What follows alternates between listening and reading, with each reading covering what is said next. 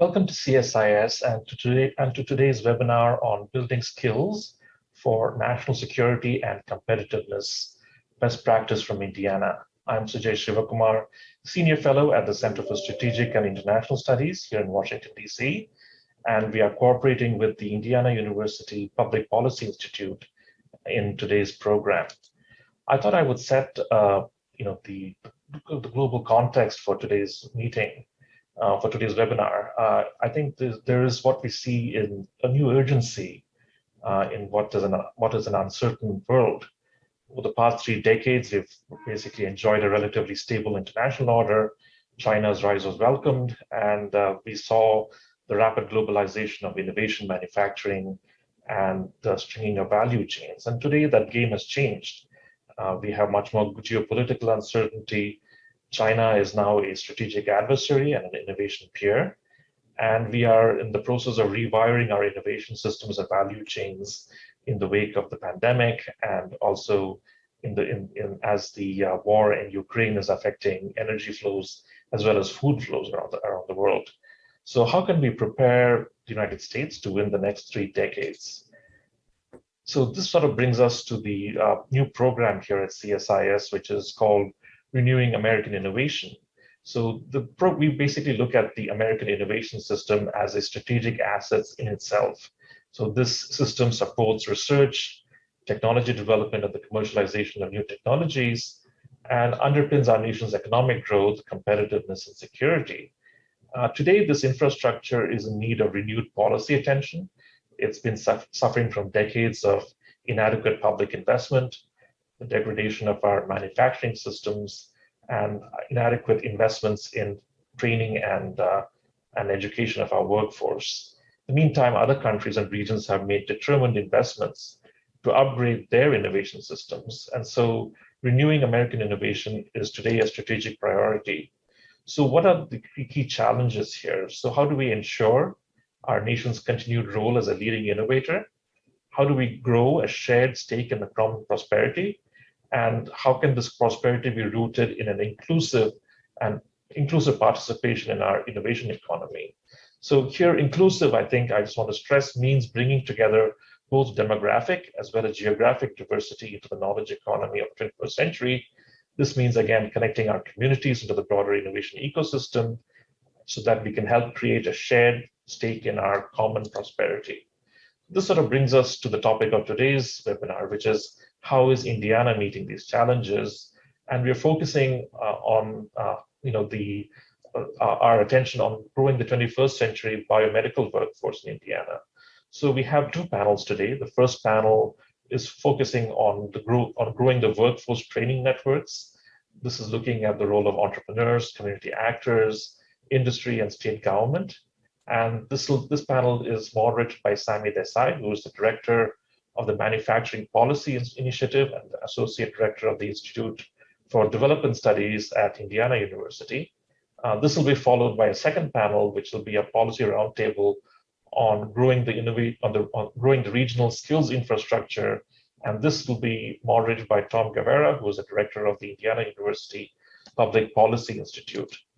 But before we get started, I wanted to introduce Senator Todd Young, who has very graciously taped some welcoming remarks for this webinar. So as you know, Senator Todd Young represents the state of Indiana. He currently serves on the United States Senate Committees on Finance, Foreign Relations, and Commerce, Science, and Transportation, as well as the Small Business and Entrepreneurship Committee. Previously, when he was at the House of Representatives, he served on the House Armed Services Committee, the House Budget Committee, and most recently the House Ways and Means Committee. So I think we understand that that Senator Young gets why building workforce skills in Indiana is essential for our national security, for our national competitiveness. And so without further ado. Hello, I'm Senator Todd Young. I'm sorry I couldn't be with you in person. As a U.S. Senator for Indiana, I'm proud to represent a state that is working to better support entrepreneurs, foster innovative thinking, and address workforce challenges. I'm grateful for Indiana-based firms like Eli Lilly and Cook Medical that are stepping up as national leaders in addressing the skills gap facing our state and our nation. During my time in the Senate, I've worked with my colleagues on legislation that encourages and supports U.S. innovation. My bill, the United States Innovation and Competition Act, that is now entering a rare conference committee, this critical legislation would invest in key emerging technologies, STEM education, workforce training, and ultimately increase our global competitiveness. My bill will encourage entrepreneurship, innovation, and boost technological advancements here in Indiana. Innovative thinking is crucial to addressing many of the challenges facing our nation. That's why the work CSIS is doing to renew American innovation and address workforce challenges is so critical. Thank you to the CSIS Renewing American Innovation Project and the Indiana University Public Policy Institute for hosting this very important conversation. I'm encouraged by the innovative work your organizations are doing every day. Good morning, and thank you, Senator Young, for those comments. My name is Sammy Desai, and I am the director of the Manufacturing Policy Initiative at Indiana University, part of the Public Policy Institute. This panel is, we're very lucky to have 4 distinguished speakers, and there they all are. And so what I'm going to do is actually just go ahead and introduce each speaker briefly, and then we'll go through each of the speakers and then have quite a bit of time for Q&A.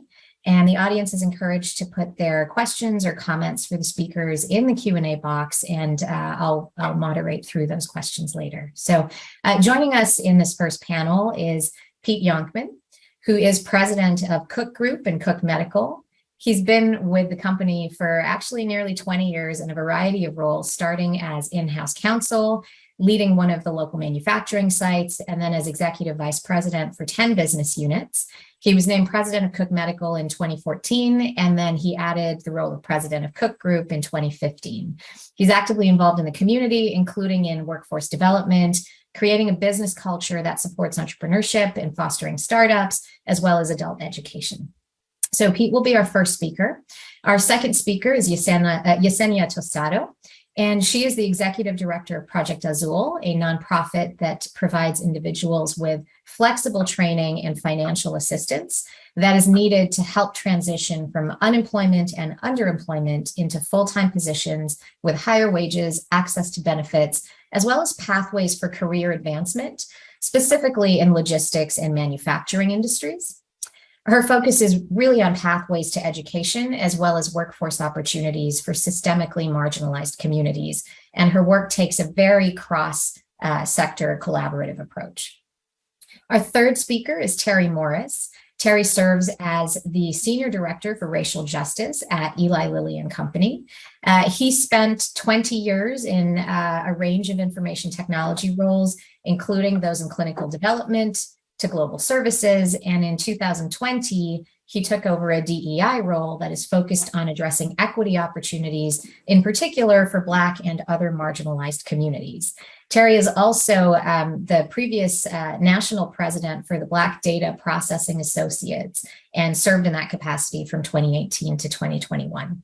And then our fourth and final speaker is Sue Smith, who is the vice president for the School of Advanced Manufacturing, Engineering, and Applied Science at Ivy Tech Community College. She has been with the college for about 30 years, and she has played a number of roles in the corporate college as well as in workforce development at the state and campus level. Sue's work focuses on employers and the college, as well as state, national, and international organizations that come together around workforce and training. So what I'm going to do is actually just turn it right over to Pete, and then we'll go from there. Thank you. This is a timely conversation, I think, because particularly in our world where we make medical devices, I think we've seen over the last 2 to 3 years that supply chain is a critical exposure for us in healthcare in general.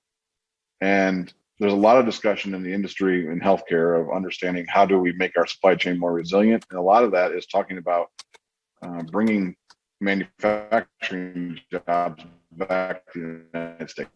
But the question becomes, how do we do that? Where do we find the workforce? How do we find the skills to be able to bring that, complex ecosystem back here to Indiana?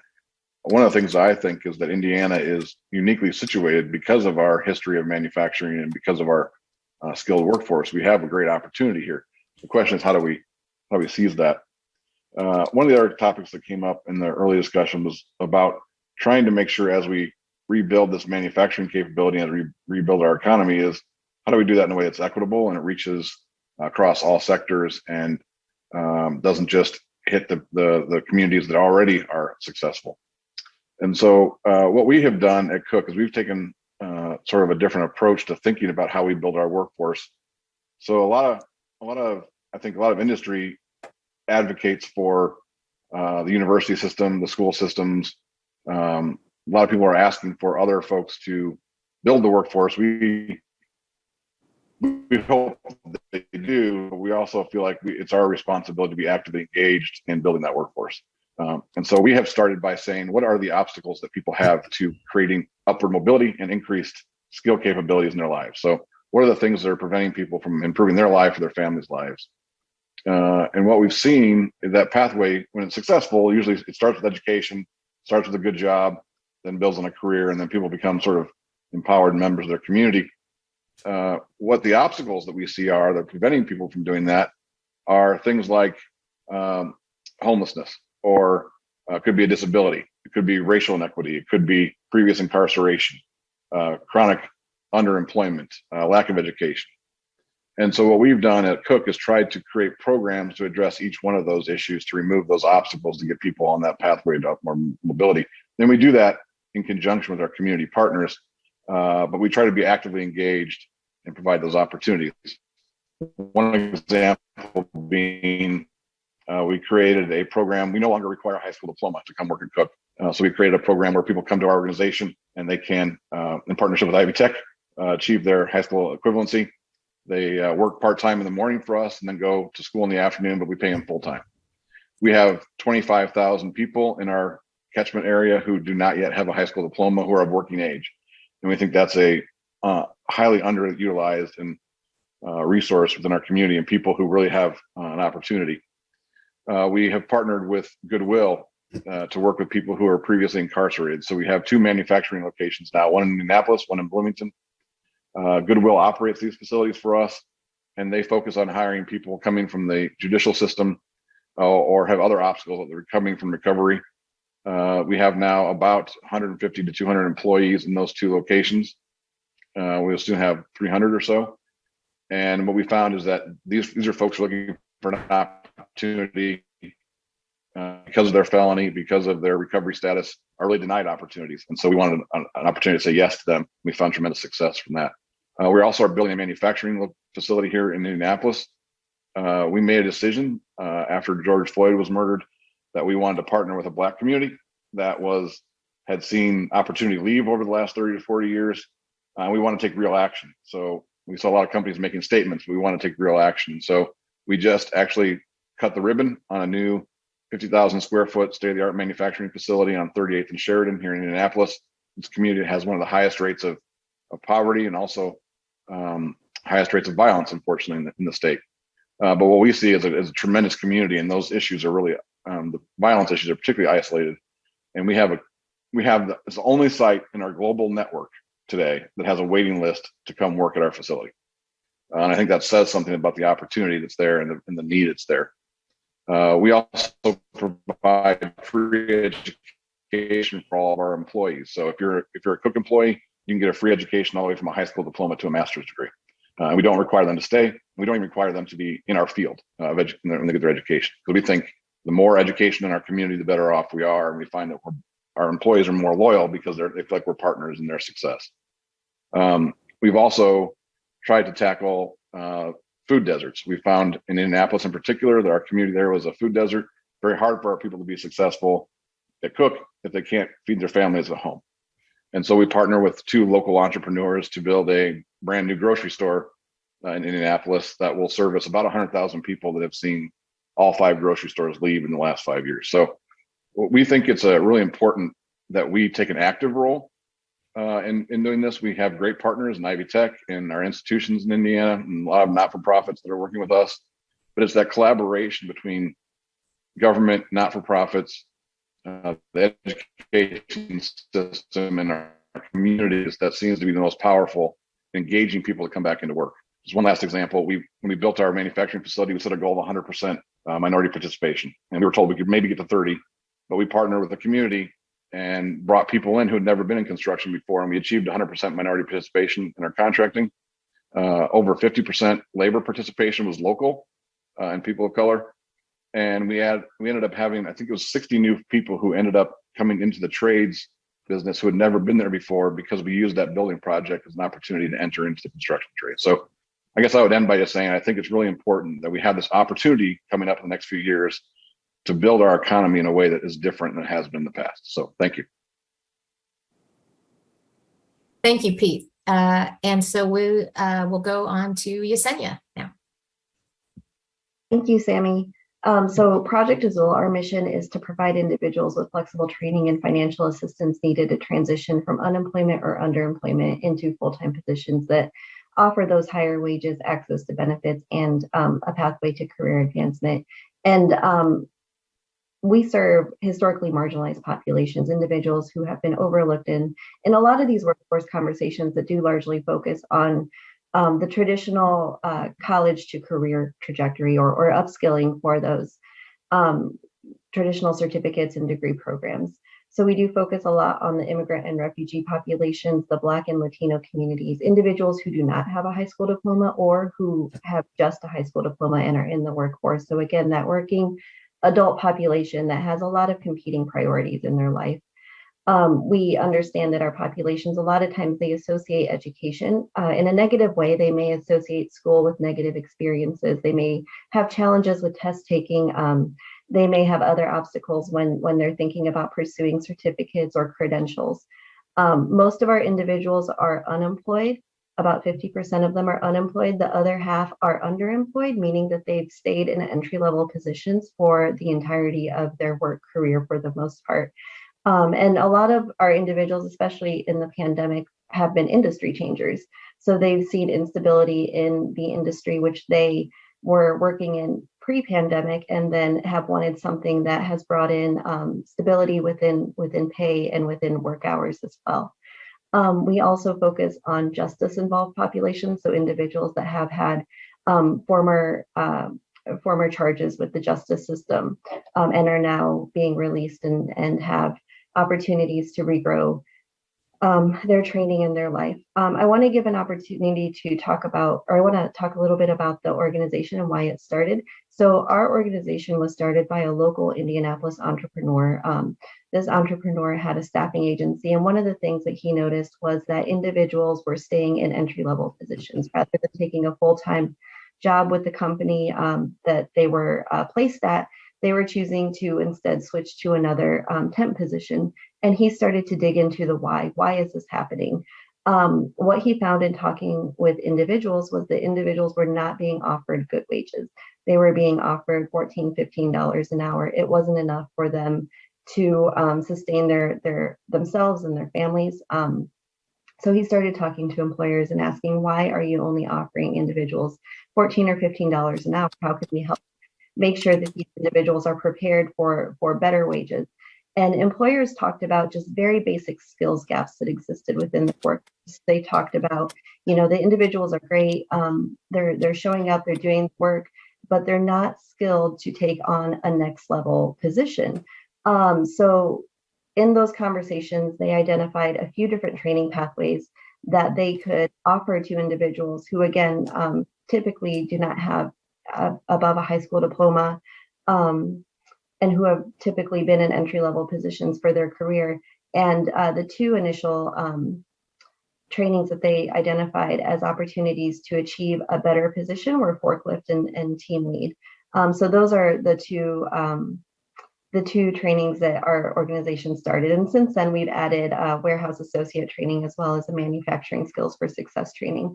And in that, what we see as our results is we see individuals go from these $14, $15 an hour average wages for those who are employed into almost $18 an hour once they complete our trainings. Some of the things that were critical in our design in thinking about the populations that we serve who have very competing priorities as working adults is how can we create a system where both the needs of the employer are filled, as well as a program where the individuals who we serve can be successful. So the things that we implemented in that consideration, knowing that our participants cannot commit to a traditional program.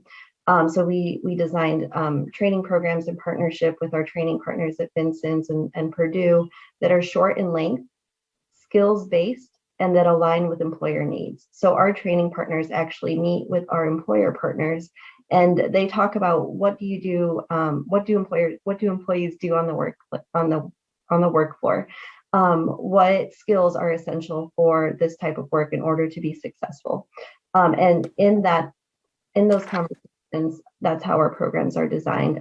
We're very agile and very flexible with our trainings, and they are very employer focused. Our role as a nonprofit is focused on supporting individuals through the process of the programs. So some of the things that we consider is, as we meet with individuals, we talk to them about their barriers.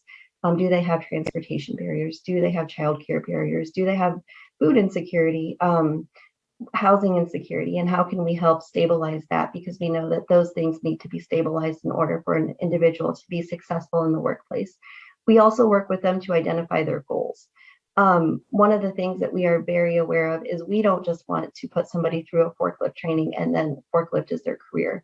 We know that a lot of individuals have additional goals that they want to achieve and they want to pursue. So our role is in helping individuals secure good employment that then helps them lead to achieving those goals. We also talk to them about what do they need from an employer? How far can they drive? What shift is essential for them to be able to meet their other needs? What type of work environment? Do they want a team work environment? Do they want an individual work environment? And then based on that, we do work to try to pair them to meet those needs.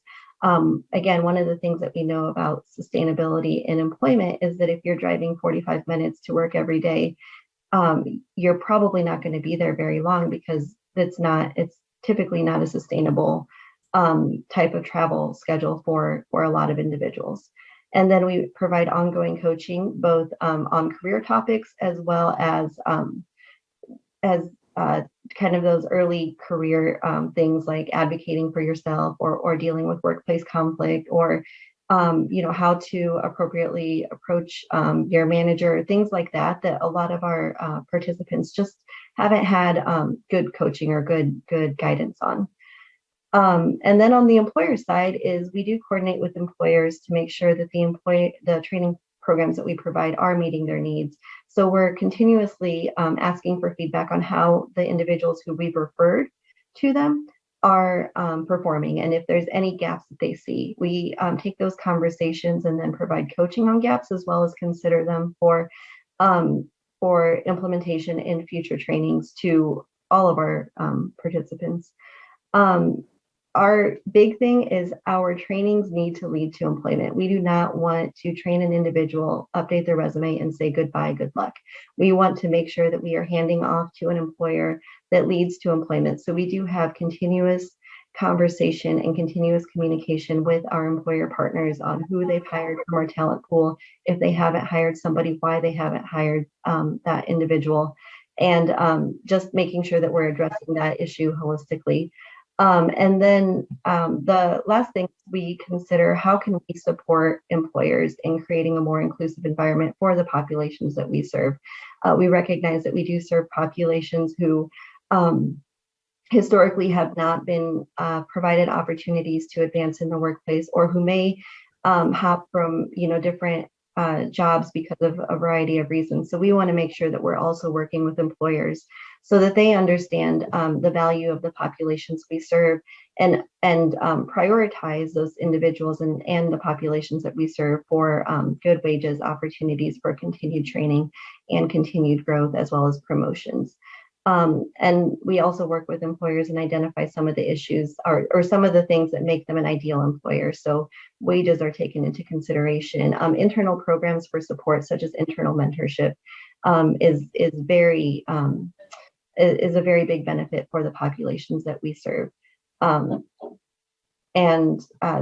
this environmental scan of how do we truly support the populations that we serve on throughout the whole spectrum, even when we hand them off to employers. How can we ensure that they will continue to be successful? Thanks, Yesenia. And actually, there was just a clarification question that I'll go ahead and ask you now, which is how many clients a year? Yeah, so we serve about 125 each year. Okay, perfect. Thank you. And so let's turn it over to Terry. Well, good morning, and thank you for the opportunity to join this very timely discussion. Here earlier this week, Lilly actually celebrated 146 years of existence, and we certainly count ourselves fortunate to have weathered many waves in history, and we're certainly in a time where we recognize the opportunity to lean in and play the role that we and our peers like Cook can uniquely play in the Indianapolis backyard. Earlier this last month, my CEO Dave Ricks had an opportunity to speak at the economic forum. He acknowledged the rich assets of Indianapolis with our infrastructure, the cost of doing business and the cost of living and the business friendliness of Indiana. He also acknowledged the liabilities that we have around education and health and life and inclusion in our workforce. And certainly there are opportunities for us to up our game on those fronts. At Lilly, for the past almost 2 years, I've had the pleasure of serving as our enterprise leader for racial justice. And for me, that's even a cool title, but more importantly, it's a significant body of work aimed at making a difference in places where there's opportunity. There are 5 places, in fact, that we affectionately call big rocks. People development that really is looking internally at where are there places to go further on our equity journey to be more inclusive across all of our demographics. We have health equity. Health care, of course, is our core. And the central hypothesis is how do we enable more equitable access to care for all. Within our social impact pillar, we came out to gate a few years ago with some significant commitments, $25 million focused on racial justice causes across Indianapolis. And we've awarded over 10 million of that already to date. We committed 25,000 volunteer hours, and so far we have enabled 16,000 volunteer hours in the name of racial justice, primarily in the Indianapolis backyard. We committed to double our spend with Black business enterprises. And by the end of this year, and we are already on a trajectory to exceed that commitment. And then our intention is to re-up that in a measurable way. And last but not least, in the pillar that I'll spend the most time on is our family sustaining jobs pillar. In 2020, we actually signed up as a part of a bold initiative called 110. 110 stands for 1 million good jobs, family sustaining jobs for Black Americans who don't have a 4-year degree. It was launched by a few leaders, Ken Frazier with Merck at that time, in the then chair of IBM board. They came together and looked at what are the unique contributions that companies like Lilly can make to address the economic gaps that are uniquely implicated with Black and Brown community members. And there was a specific focus in this initiative around Black Americans. And it was 110 was birthed out of that effort. Lilly raised its hand to be the Indianapolis city leader for 110. And our vision for 110, we've cast it in a skills first context where we are seeking to enable more good jobs for Black and other marginalized community members to get good jobs at Eli Lilly and Company and beyond. And we've been on this quest for about a year a year and a half. We've launched multiple programs. One is our Craft Pathways program. I have several partners on the line here with me with Ivy Tech and Project Azul. We have leveraged both of those institutions as sources of talent for that program. And with Ivy Tech specifically, the individuals on the clock get to go back to complete a certification and or their associate's degree. We've also launched an apprenticeship program called the Lilly Professional Apprenticeship Program. And it's named in that context because it's intended to enable a 13-month experience where individuals who come with a fundamental set of skills, they partner with our various functions, HR, marketing, research, development, IT, to gain the skills necessary to set them up for a family-sustaining career and salary at Lilly. We also bundle that program with wraparound services to ensure that the barriers to participation in opportunities like this are appropriately addressed. So we've done work to enable that program as a gateway into this new concept of skills first, that acknowledges that not every job at Lilly requires a traditional degree or a pedigree bias. And we acknowledge that we've had a bias in that context. There's some jobs that will always require certifications and or a degree. So we're not seeking to re-credential all of our jobs. However, we are acknowledging that there are some jobs that we can re-credential. And one specific area that has indexed the highest in this is our IT function.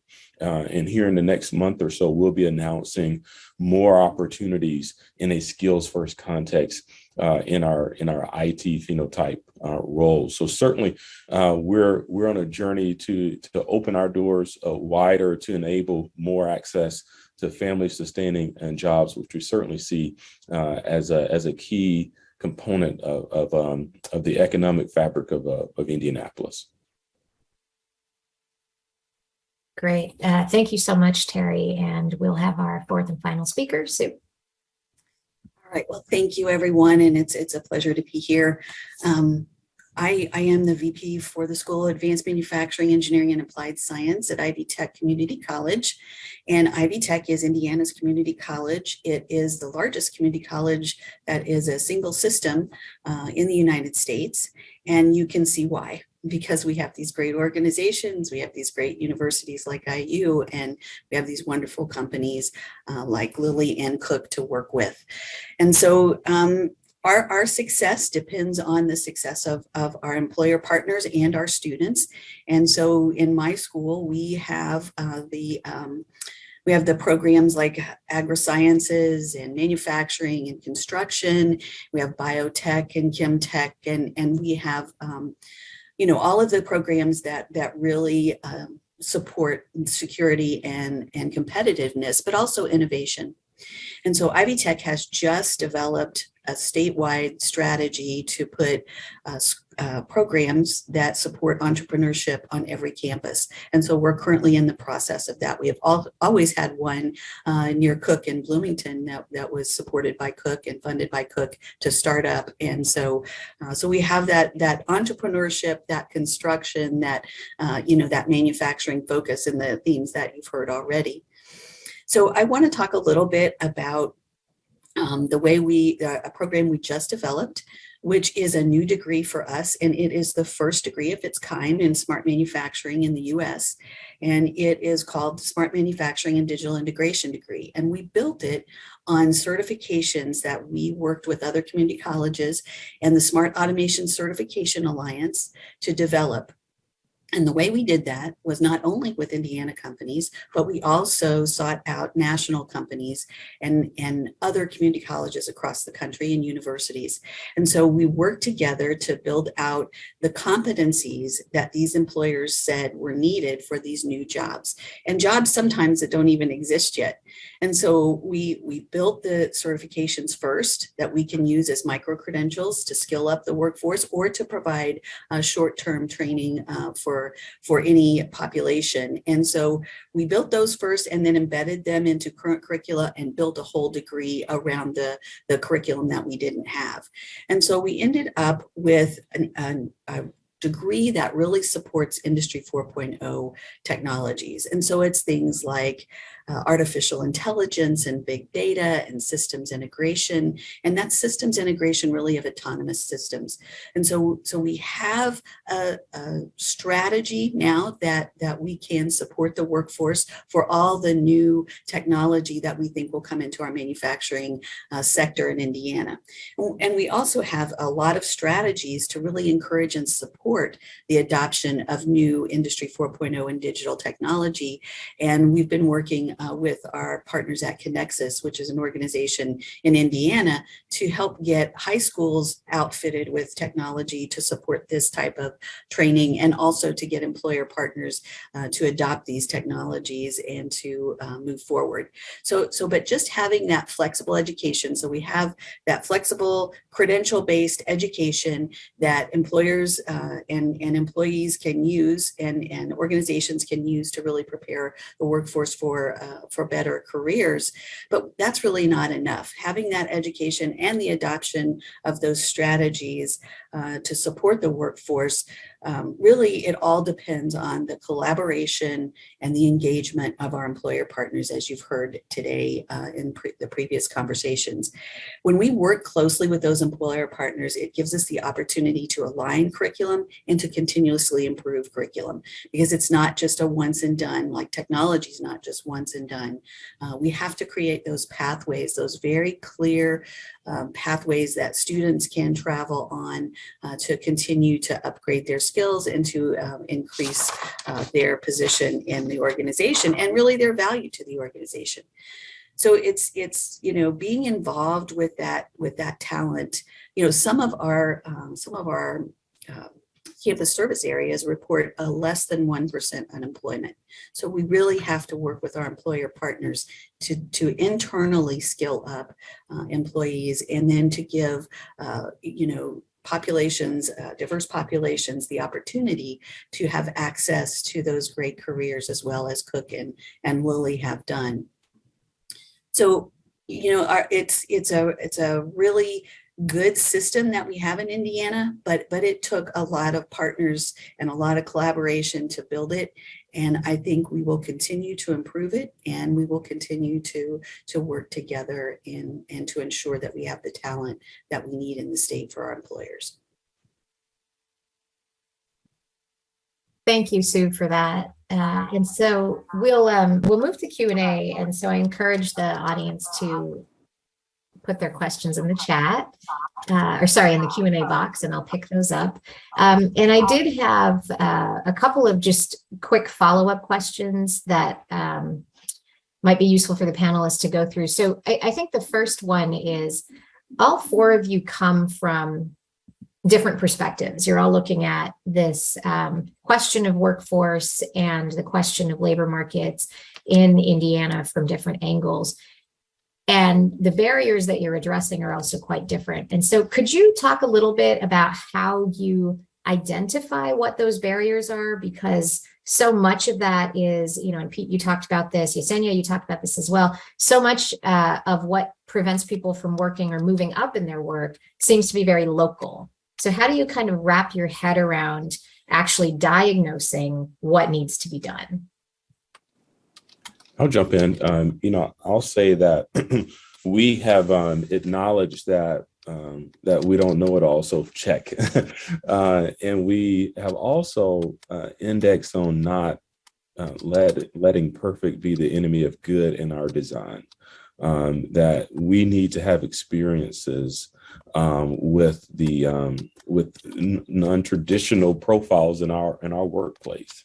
And so even with some of our skills first endeavors, we've acknowledged that, hey, we want to imperfectly engage with grace to ensure that we can learn and shape the program in a way that is optimized over time. I mean, we certainly provided the support that we thought was helpful with some of the first cohorts, but we are adding new capabilities to add additional support. One example is daycare.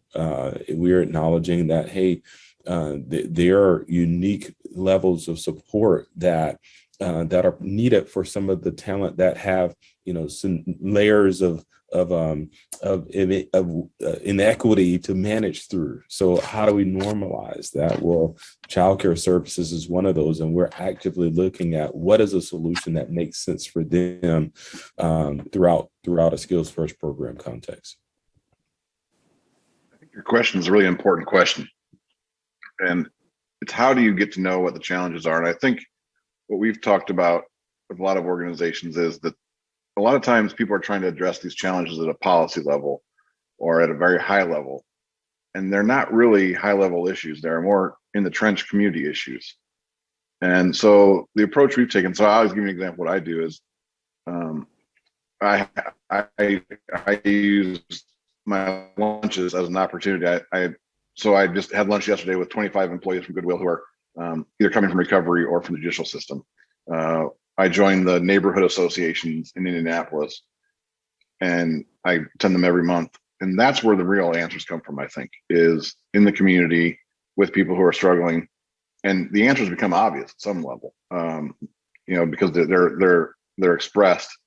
And what's interesting about it is that when you have partners like Goodwill and Ivy Tech and others, you're able to put the opportunities we have and the skill sets we have together with what they're really good at, which is supporting people with obstacles and finding life coaches and finding childcare and finding transportation, things that we're not honestly that good at. But the power of that together is really interesting. So I find that the question you asked, I think, is really important, which is how do we find the solutions? And it's really being in the communities, because I think they're not policy issues, they're community issues. And the other thing we've done is we've created something called the 24-hour challenge. And so we've asked CEOs of companies to give us 3 8-hour days. And in those 3 days, what we do is we spend 2 days in the community with them. They meet all the community leaders, the church leaders, the neighborhood presidents, the startup businesses, the not-for-profits. They visit the schools. And then the third day is they do a ride along with the police. And we've had about 6 CEOs go through this now. And it does change your perspective. And I think it helps people think differently. And I think we need to do more of that, is get into the community really to understand in a deeper level what's going on. I would agree with that, Pete. I think that feedback straight from the people is invaluable. When we were going through COVID, it first hit, and we knew we were all going to have to go virtual, the Ivy Tech folks got on the phone and said, students, what struggles are you having? What problems are you having now that you can't come face to face to class? And so we had to scramble really quickly to address those. And so we had to get laptops and purchase laptops and get those distributed to students who didn't have that access. And then internet became an issue. So we had to purchase hotspots for students and get those out. And then, we even had to create areas around our campus buildings that had internet that we could project out so that students could come there and park in their car and use the internet. So we really had to scramble. But had we not just picked up the phone and said, hey, why are you not participating? We wouldn't have known any of that. And so we did that. And then we've also stood up a department that is a statewide department, and it's over 100 people across the state who are actually working face-to-face and coaching students, as Pete said. Now, we have these life coaches, we have these career coaches that meet directly with students, and that's their only job, is to support those students.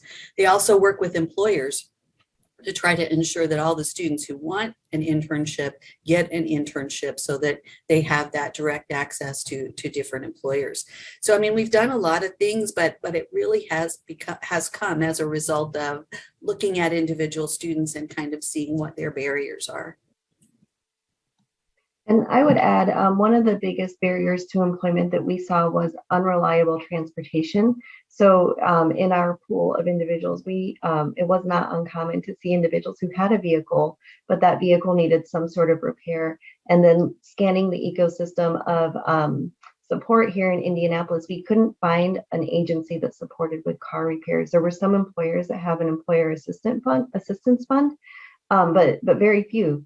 So one of the things that we implemented as a direct response of understanding individuals' needs and what's needed for them to be successful in the workplace, in employment, is we incorporated a participant assistance fund where they can seek assistance for things like car repairs or mortgage assistance, which is another thing that in the ecosystem of support is rare to find.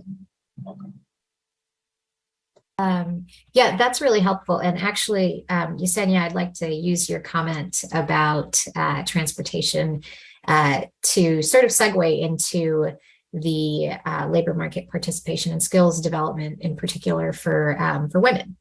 And one of the reasons that transportation matters is because we've seen at least for 30 years or so that there's a phenomenon called the motherhood wage penalty.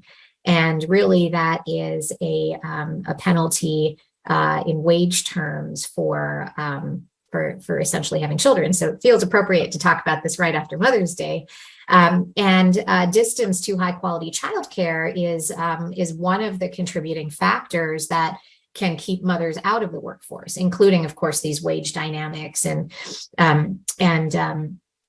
discrimination in the workplace and that type of thing. And so I wanted to ask you in particular, and this again is for all the panelists, in particular, what you see around caregiving. We know during COVID that we saw the effects of a lack of childcare, lack of reliable childcare. But what do you see in terms of how that barrier maybe interacts with some of the other questions that you're dealing with, and how important that is, or maybe not, but how important that is, particularly when you're thinking about getting women and mothers engaged in the workforce?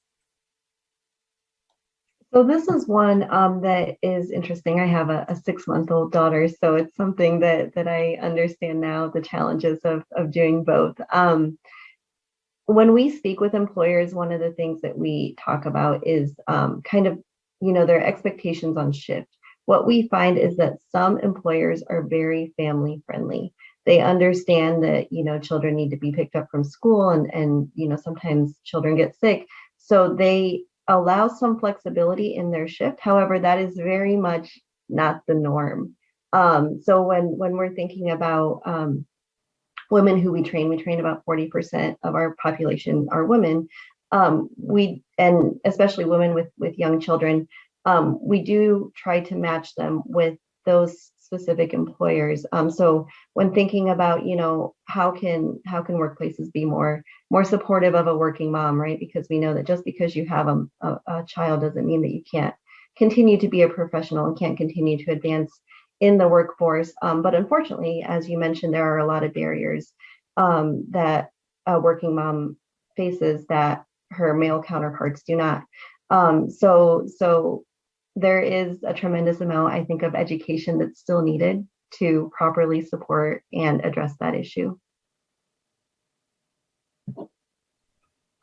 I'll contribute here. Certainly, this is art, and the pandemic has created a new landscape for us in many respects. The Great Resignation being one of those, and I too had have a 2-year-old during this period. So he was born kind of day one of the pandemic. So it's been an interesting ride for Jackson.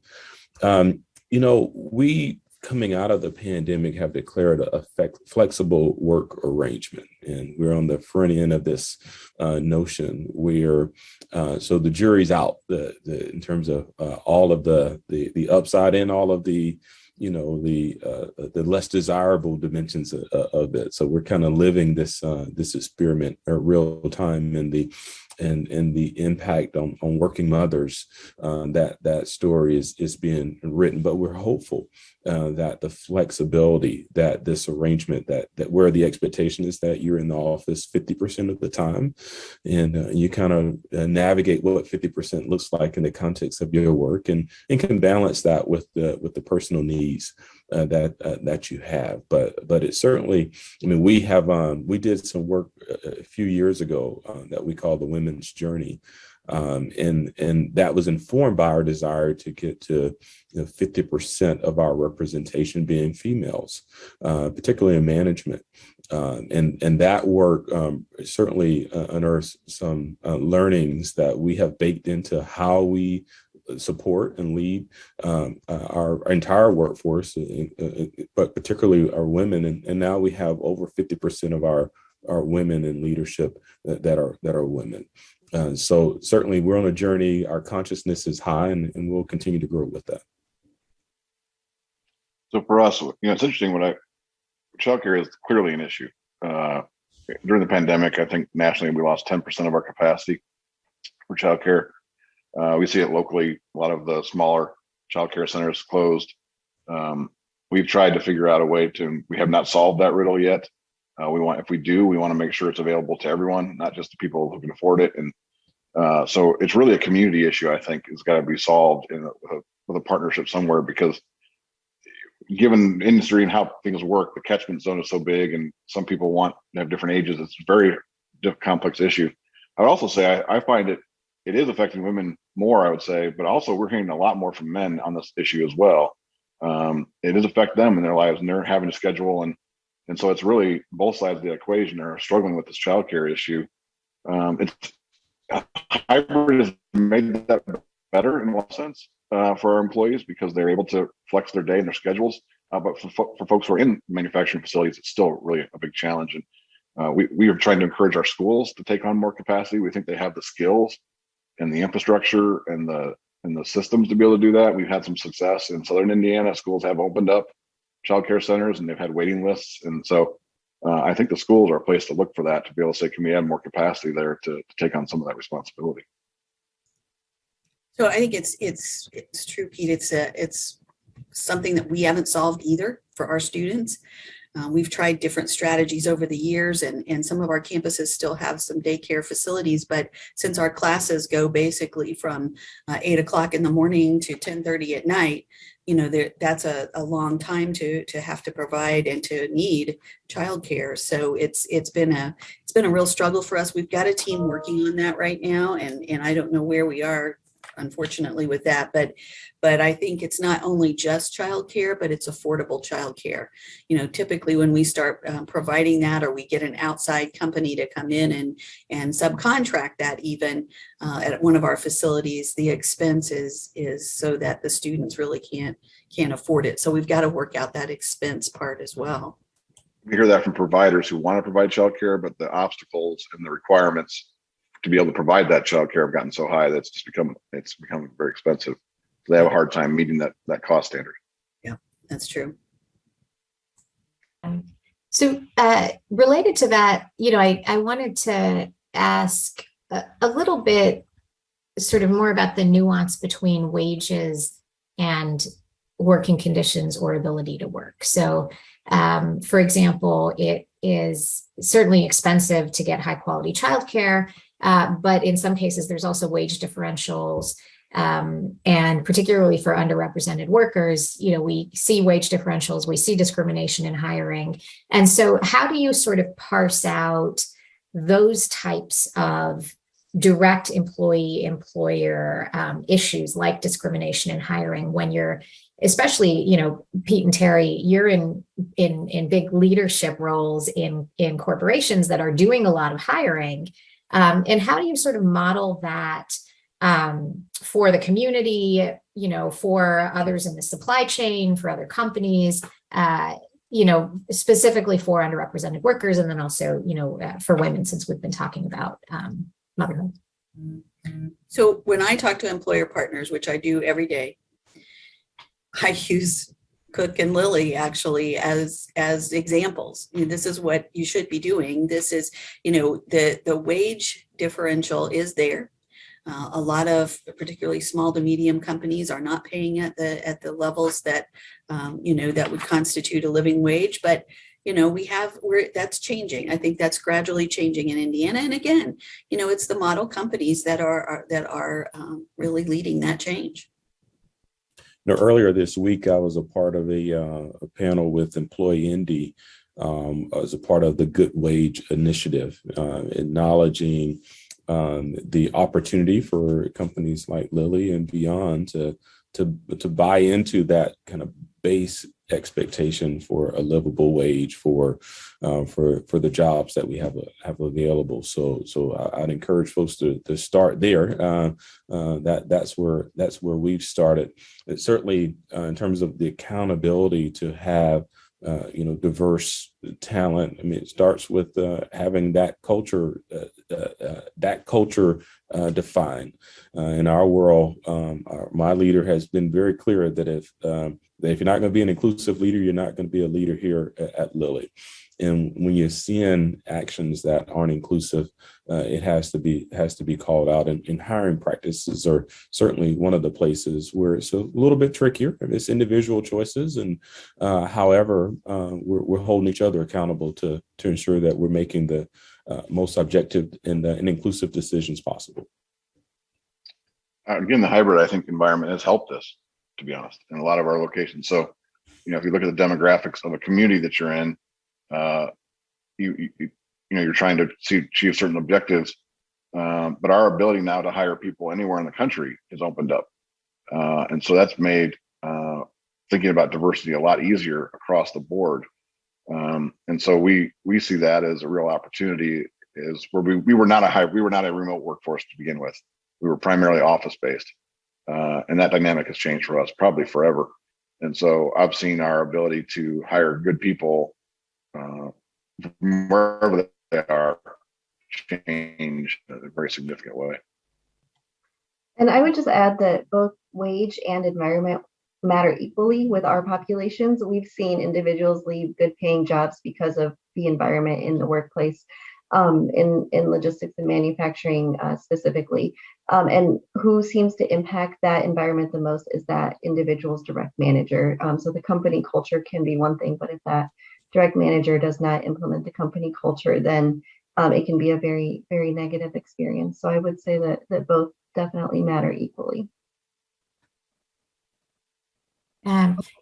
Thanks for that. And since you brought up manufacturing, I did want to raise a question about competitiveness in manufacturing. And so just as a bit of background, we're thinking and talking about what ultimately matters for national security. And when we look at things like our production networks and our ability to meet demand, especially in critical industries, right, we've seen a significant decline in that ability. We've seen shortages.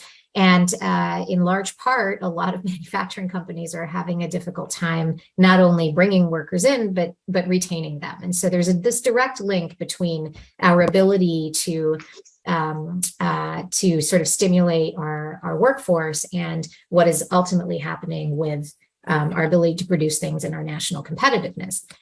So the question that I have is, when it comes to an industry like manufacturing, how much of it is getting, and I, Terry, appreciate your mention of IT, but how much of it is getting people in to fill jobs that are open now?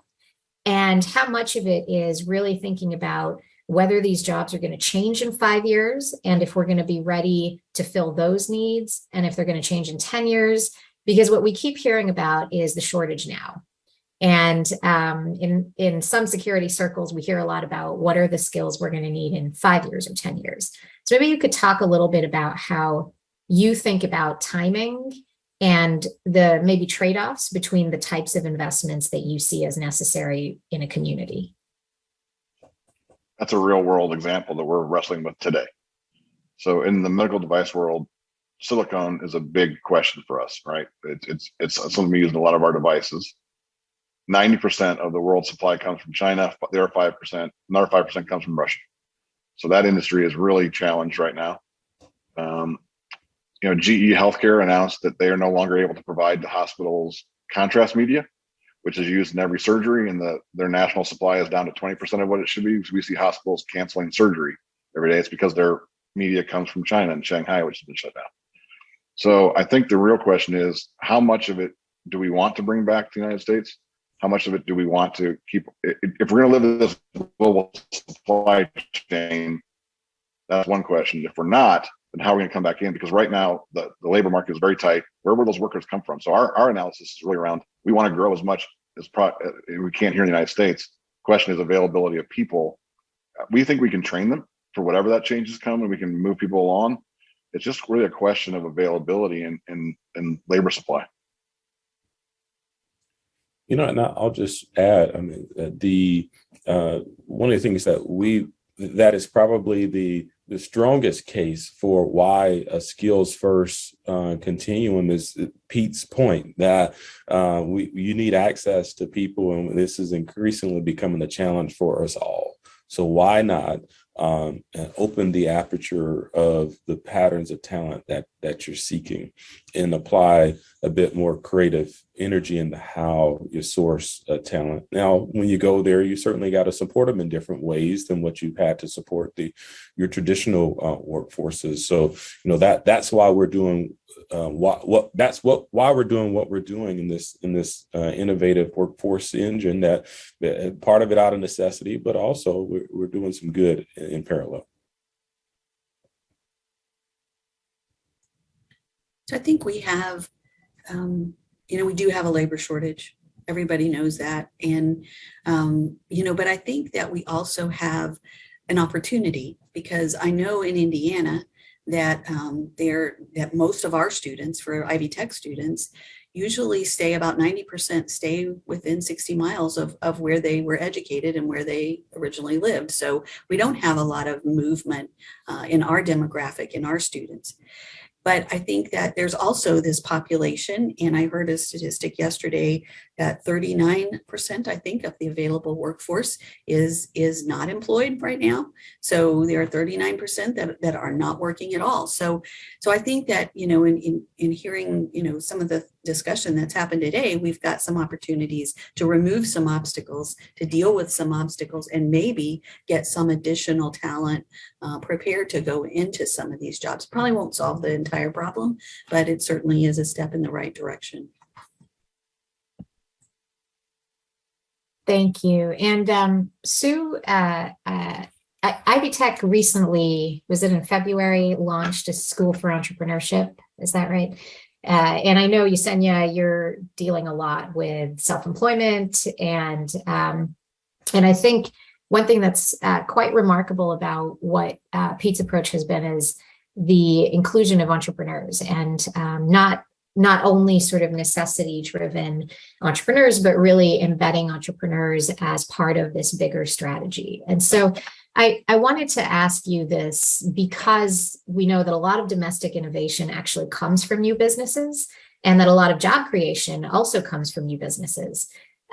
Could you talk a little bit about how, and I know we're all thinking a lot about manufacturing right now, but could you talk a little bit about how you see the barriers for people, or maybe the opportunities, using Sue's language, but maybe the opportunities for people that could start businesses and that could engage in the labor market and maybe move in and out of employment and business ownership, or in some way sort of help us build up the ecosystem. And the reason that I think this is an important question is because you have these two corporations, as well as the School for Entrepreneurship, and then Yesenia's workforce role, but two corporations that have not taken a sort of non-collaborative approach with the entrepreneurial sector. In fact, quite the opposite. And so it's quite a remarkable thing, and it'd be great if you could comment on that.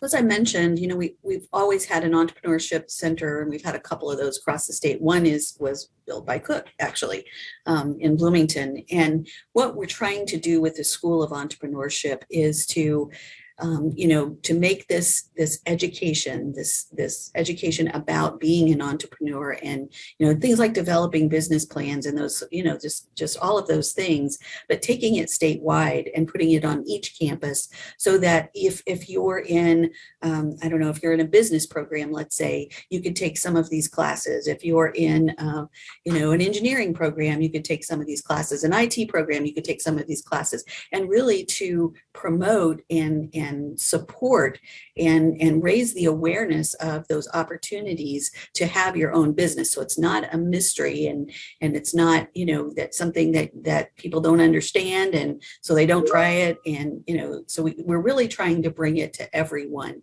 But I do think that having employer partners that support that is great, and I think that having advisory boards, we're creating an advisory board right now, and so we're really trying to really get this a statewide opportunity for everyone. Certainly we have leaned into supporting entrepreneurship in our backyard. I mean, through our foundation, we partnered with the Indianapolis Urban League to provide funding for developing more entrepreneurs. We, through our venture capital efforts, have seeded venture capital, our VCs and founders here locally and certainly across the U.S. Aimed at more entrepreneurship as well. A lot of our recent investments have been in the context of our racial justice initiative and to drive more Black and minority group member founders, but certainly more broadly, entrepreneurship is here locally is going to be a key part of how we grow to this next dimension of our possible. So certainly we continue to lean in, and I don't see us not stepping back in any way, form, or fashion.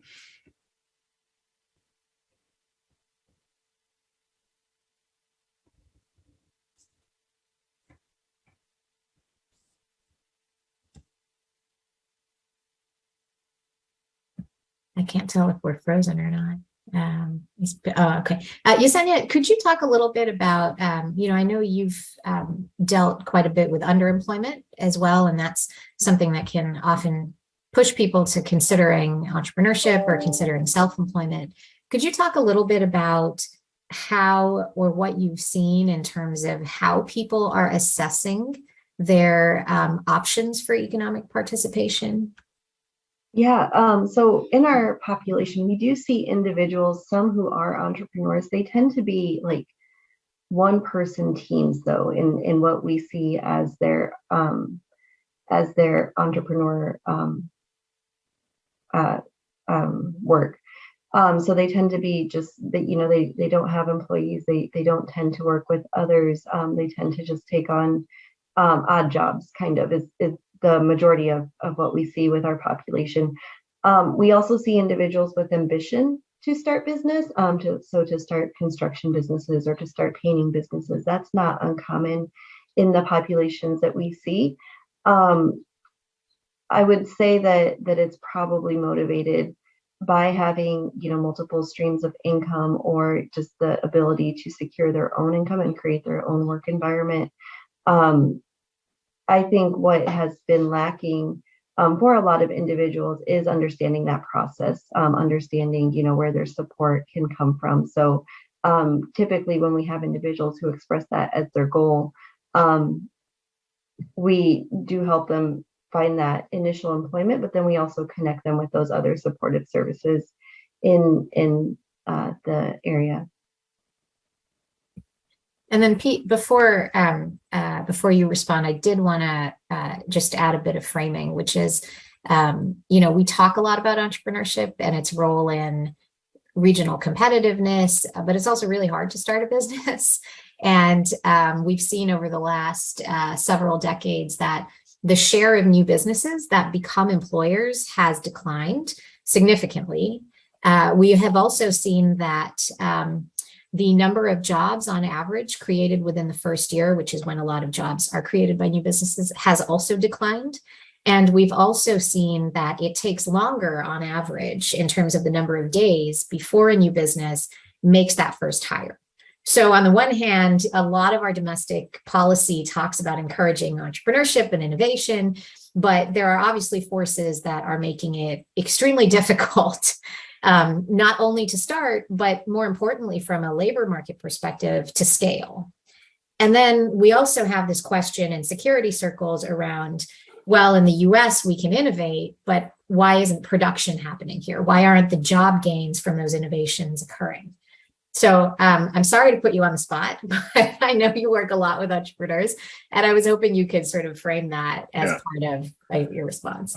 I'll give you a sort of a real world example. So as I mentioned, we're building a grocery store in a food desert, and we're partnering with two entrepreneurs who live in the community. They had started their own small grocery stores, kind of a bodega. But to move from a bodega to a 15,000 square foot full service grocery store is a big step. What I will say is it's taken our full resources of Cook, right? So we have some of our best people mentoring these two entrepreneurs and helping them navigate starting up this business. Starting businesses is way too hard. I don't know how anybody does it today. Just trying to navigate the multitude of requirements for accepting various payments, accepting government payments, the licensing requirements. It's staggering.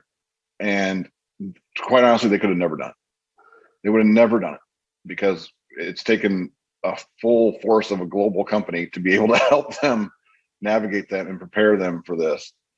That to me says something about the state of entrepreneurism in this country and how hard it is to start a business. It is extremely difficult, and especially if you want to do something that is a little more complicated than just a two-person shop. If you want to start a grocery store, my goodness, we've made it very, very hard for people. So that's what I think is we have to look at is part of the reason these businesses entrepreneurs aren't being successful is because we made it so hard on them to navigate the system. I don't know what the answer to that is, but it's just the reality of what they're facing. And one bit of context as well is we've seen some research that shows us that people tend to hire locally as well when those businesses grow. So we're potentially missing a lot of job gains from, in addition to competitiveness and price advantages from those businesses either failing or never starting in the first place.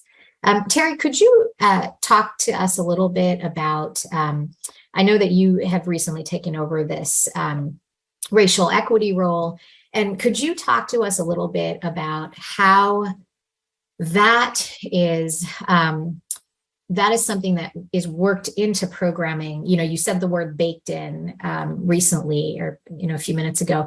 Could you talk to us a little bit about how race in particular, but also other areas of underrepresentation, but race in particular drives how a community engages, and also what types of solutions you're seeing through Lilly that we need to rethink?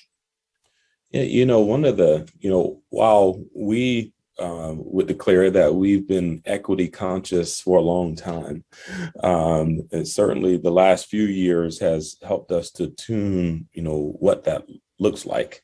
And one kind of tactical thing we did was add equity to the name of our kind of diversity focus. So we added the E, and with that we declared some intentionality around acknowledging that that there have been barriers to the full participation for all, and so that consciousness has certainly helped us in a number of kind of core business areas. One of those is health equity. Quite frankly, we have a group of folks that are actively looking at this new consciousness and how do you enable not a system that gets watered down for more, but how do you enable more to get access to high quality care. And when you look at our backyard in the communities that we serve and where our employees work and play and live, and we acknowledge that there's a lot of work to be done, and we have to continue to lean in. And Pete talked earlier. I stole some of what he was sharing. I'm going to try to replicate some of that. But I love that 24-hour challenge that you all are doing. I'm gonna do. Please don't tell anyone where I got it from, because I'm gonna replicate it. But I certainly, the exposure is the art. I mean, many people may in our world may have come from certain levels of distress, but they can get far removed from that with the livelihood that's available for them today. And so it's important for us that we find ways to keep touch with the experience of people that are in our backyard, so that it's real in the context of the solutions that we would seek to advocate for at the policy level, but also at a practical nuts and bolts where the check gets written to make the most meaningful difference.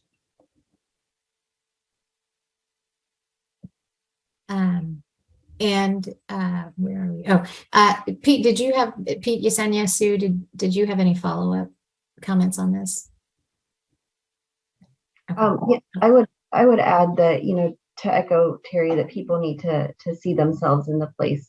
So one of the things that I'll comment on is I mentioned that some of our population who we serve, a high school diploma is the highest level of education attainment that they've achieved. They may have some distress or some negative experiences that they've had in the school setting. So a lot of times when they come to our training, they see it as, a school setting because it's through a university. However, we do a good job with reframing it, making it hands-on, interactive, very, very engaging. And we see over a 90% completion rate for our trainings. We see actually about a 95% completion rate for our trainings, which what we then see as a result of that is we see a boost in confidence. We see a desire to pursue other trainings. We see a desire even to enroll in other programs, for example, like a program at Ivy Tech, where they are going more for a traditional certificate. So that ability to shift the mindset and see themselves in a setting where they didn't previously see themselves, whether it's in an education setting or in a workforce setting, really makes a world of difference with the populations who we serve, who are systemically marginalized and haven't seen themselves in those types of situations previously.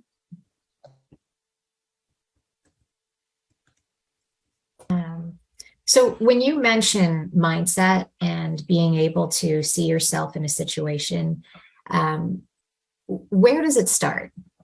So where does it start and where does it stop? When we're talking about building up the regional capacity for skills and workforce and creating equitable opportunities, what are we really talking about? Are we talking about things that begin in 5th grade, that begin at the age of 18, at the age of 40? I mean, what are we talking about as sort of the ideal entry point? And I know this is comprehensive community work, but I'm curious about your thoughts, in terms of having that mindset and being able to see yourself.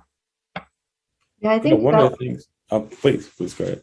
Oh, I was going to say, I think it can never start too early, right? Seeing yourself as being a child and seeing individuals who you relate with in, positions of power, or positions of leadership, or community, as community leaders, I think that makes a huge difference in the way that you then perceive what you can become. So it can never start too early. With working with adults, we have to kind of, reframe what they've seen and start to change the narrative that you do belong at an Eli Lilly, you do belong at a Cook Medical, you do belong in these corporate settings, even if you don't know anyone else in your circle who has been in these corporate settings, in these manufacturing roles or these logistic roles, who has been above an entry-level worker. Changing the mindset and the narrative that you can achieve this and you do belong in these spaces is what the focus is as adults, but it can never start too early. That is true across. I'm sorry, go ahead, Terry. Well, I was just going to say, two things. It's never too early and it's never too late. Certainly, they're one of the notions that I personally embraced with some of the young people that I engage with is to catch them while they're dreaming.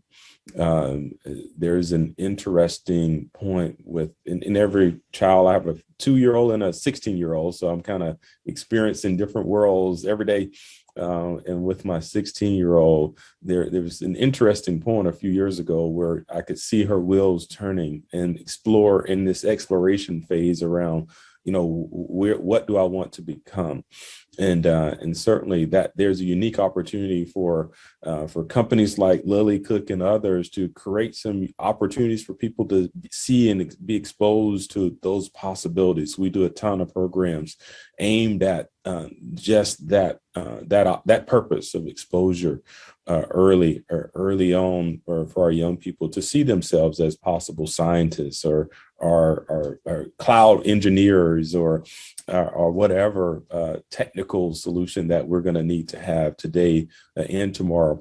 That latter point around never too late. Certainly, people who want to lean into some of the opportunities that may have been elusive for them earlier in their life. We want to create on-ramps for them. And we have them through the skills first endeavors in partnership with the Ivy Techs and Azuls of the world. We certainly want them to know that there's a place for them here. It's interesting, this issue of being able to see yourself in a setting. Our goal of 100% minority participation for our manufacturing and grocery store came from a discussion I was having in the community. And one of the neighbors to our organization said, it's great. I'm excited about the job, I'm excited about the opportunity. But the first thing you're going to do when you come to this community, if you have a bunch of white people show up and build this building, the message you're saying to this community is that we don't get to participate in this opportunity of this construction. And I thought that was very interesting. And so that was, to me, it was this building became more than a building. It was an opportunity to engage people who had not been engaged before. And so that community is 95% Black, 5% Hispanic. And so we wanted that building and that opportunity to reflect the community that was in. Now, we also build in Orange County, which also has a high rate of poverty. I think in the future, we'd say we want to make sure we have a high minority participation rate. But the key becomes about local, right? I think the key is local. And so I want those folks in Orange County and in Greene County, they're struggling too. They have generational poverty. They have high rates of drug abuse in their community. We want them to see opportunity too. So we want, it's like, I think it's that local, if you see your local folks having an opportunity, that says something, and it sends a powerful message to the community that there is opportunity, there is hope. And these building projects become more than just buildings. They're sort of those on-ramps that Terry was talking about. I also think it's awareness. I mean, I can ask, and I do ask typically students in all ages in K through 12 and say, okay, so what do you know about working in a manufacturing company? And what they know is what they've seen on a commercial, right? So however that commercial has portrayed it, and usually it's dark, dirty, and dangerous. So it's it's kind of that raising awareness of what these careers are, not just that you can do it, and anyone can do it, any population. It's just that it's there, that it's a good job, that it's as Terry said, that you're working as a cloud technician. You're not actually making parts, so to speak. So just raising that awareness, I think, is critical. This is actually the last question that I'm going to ask you, and I think it's probably the best one to end with, which is, all four of you have in some capacity, I think, worked either in two directions or three directions with each other. And you talked a lot about the local level and how important it is to engage locally. Could you talk a little bit about who is doing the engaging and who should be involved and can be involved? I know it's a group effort. It's not just one large corporation, not just one workforce agency, not just one educational institution, but who's at the table when you see things work well, and who needs to be at the table? I'll jump in that. I have some strong feelings on this one. I think I do.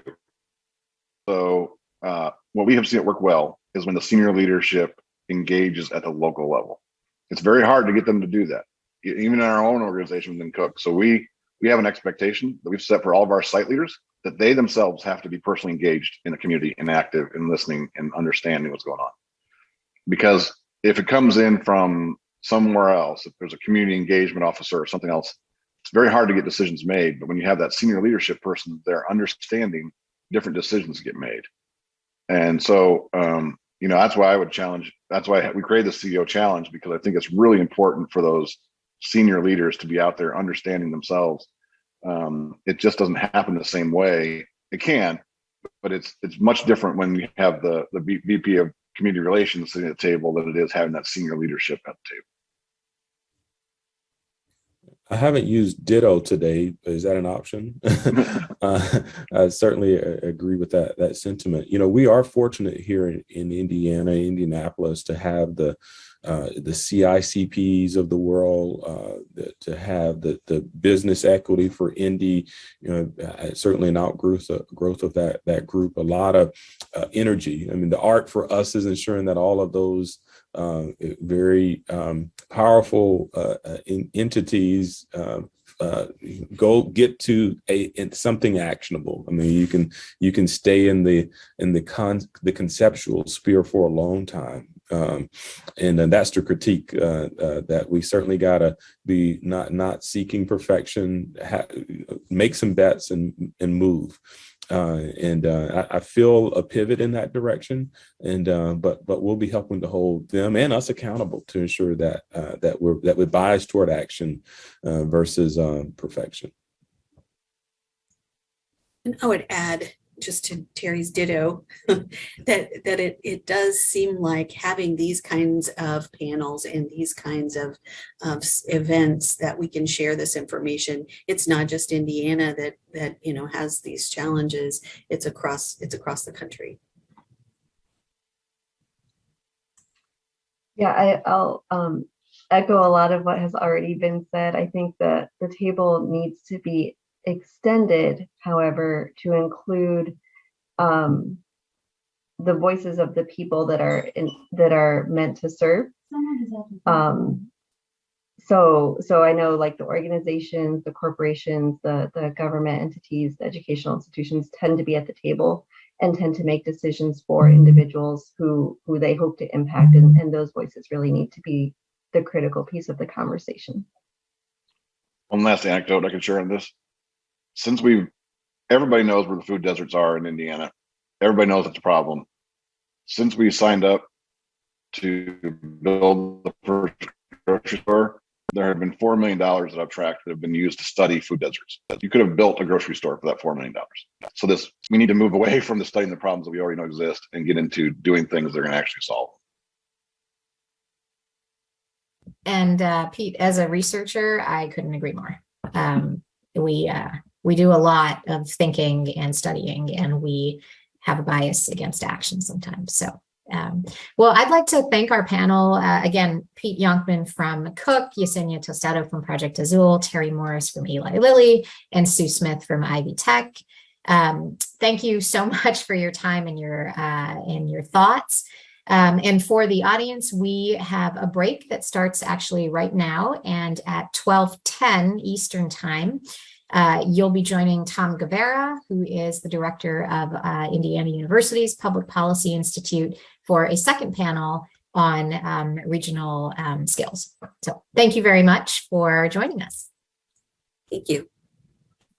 Good afternoon. Welcome back for our second panel from today's workshop.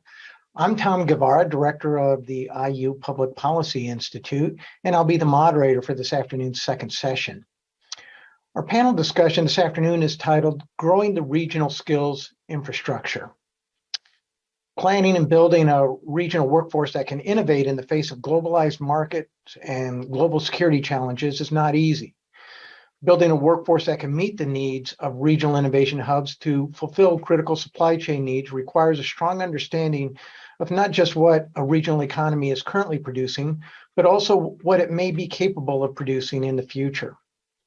Our three panelists today will discuss their insights about what it takes to grow a regional infrastructure that can equip our future workforce with the necessary skills to innovate for our economic and national security. With us today are three panelists. Our first panelist is David Aldrich, Ameritech Chair of Economic Development and Director of the Institute for Development Studies at Indiana University's O'Neill School of Public and Environmental Affairs. He is an honorary professor of industrial economics and entrepreneurship at the WHU Otto Beisheim School of Management in Germany and a part-time professor of entrepreneurship at the University of Klagenfurt in Austria. David's research is focused on the links between entrepreneurship, government policy, innovation, economic development, and global competitiveness. He is co-author of The 7 Secrets of Germany, published by Oxford University Press, and he's co-founder and editor-in-chief of Small Business Economics, an entrepreneurship journal. He was recognized as a 2021 Clarivat Citation Laureate and was awarded the Global Award for Entrepreneurship Research by the Swedish Entrepreneurship Forum. He was also awarded the Schumpeter Prize from the University of Wuppertal in Germany. Dr. Aldrich has served as an advisory board to a number of international research and policy institutes.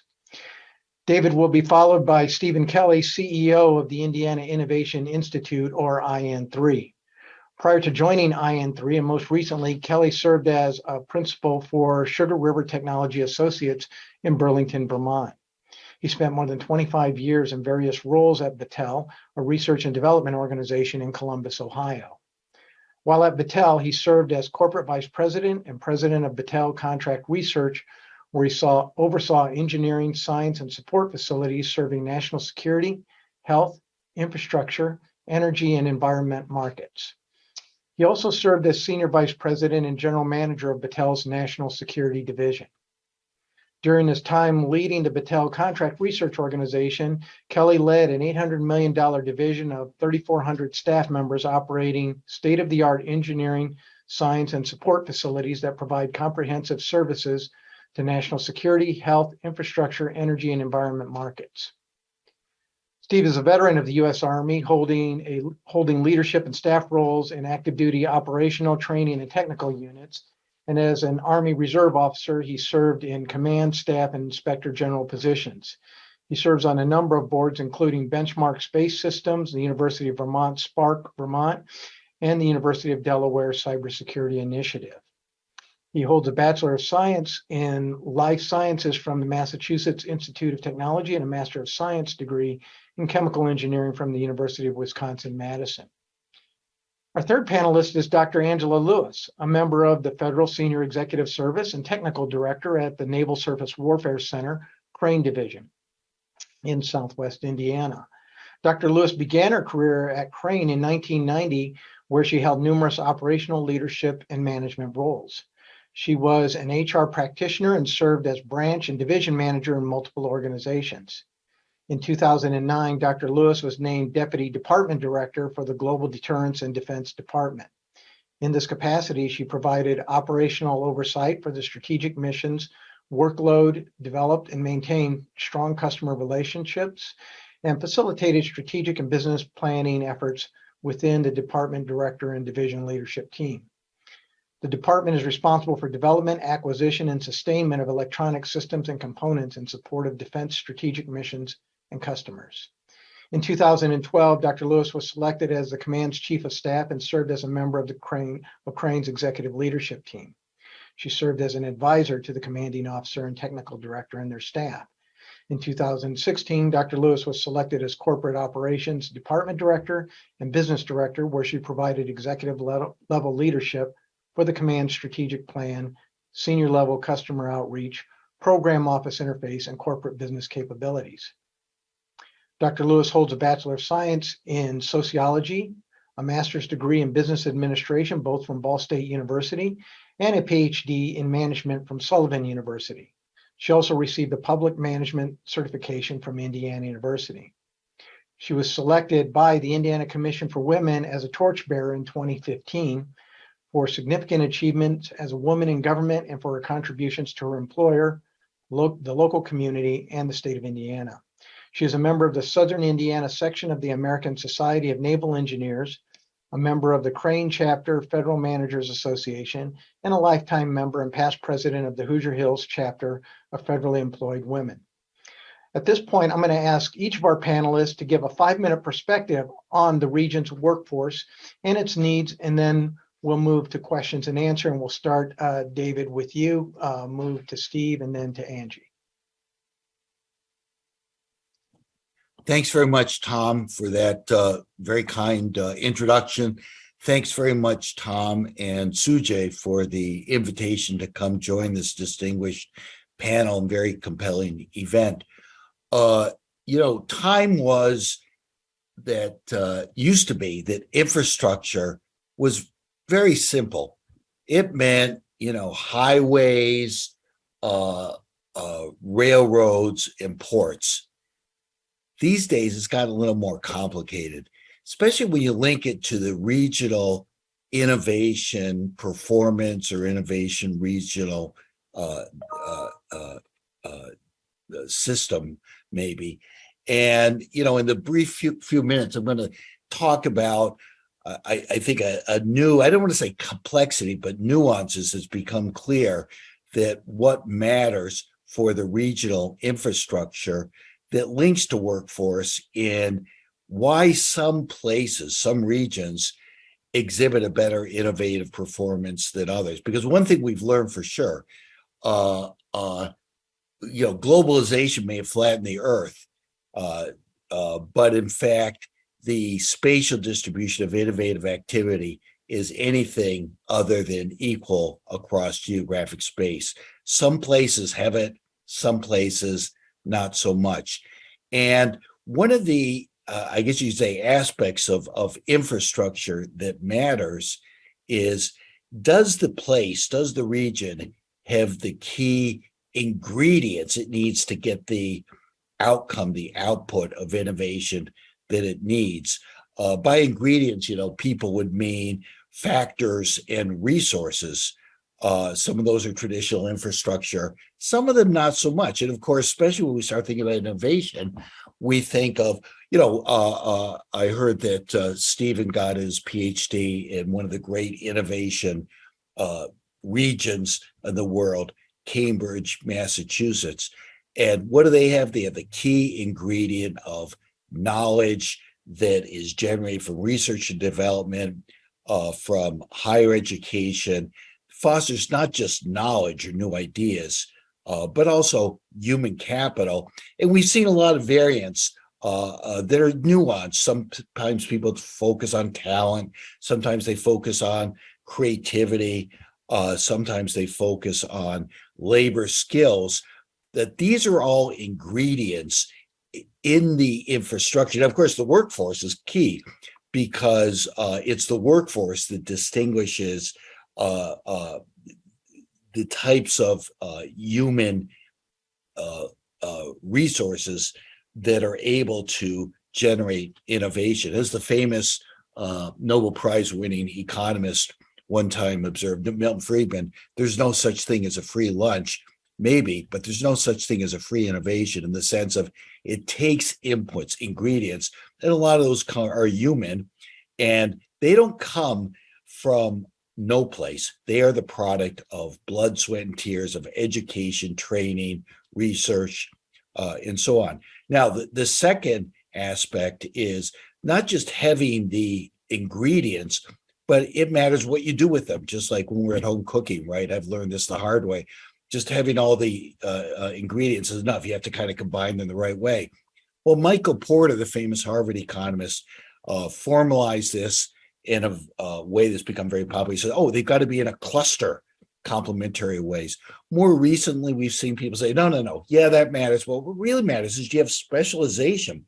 We've seen a lot of regions morph into innovation champions by focusing on one type of industry. Look at Huntsville, Alabama, which is an aerospace powerhouse, or look at our own Indiana, at Warsaw, Indiana, in medical devices, or in Elkhart, Indiana, in recreation of vehicles. Great examples of specialization.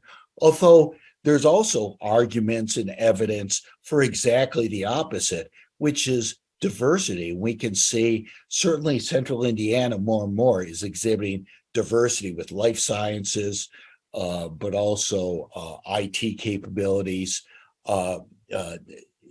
in that, it's the differences that afford learning from different people, different firms, or what people call knowledge spillovers.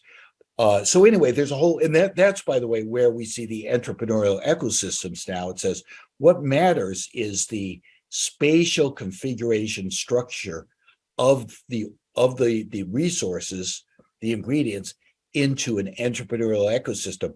I don't have the time. In fact, you wouldn't be able to say, oh, which one is best? It all depends on the context. What's important, there's not just one type of spatial structure or configuration. Is cluster better, entrepreneurial ecosystem, specialization, market power, competition among the different agents and organizations?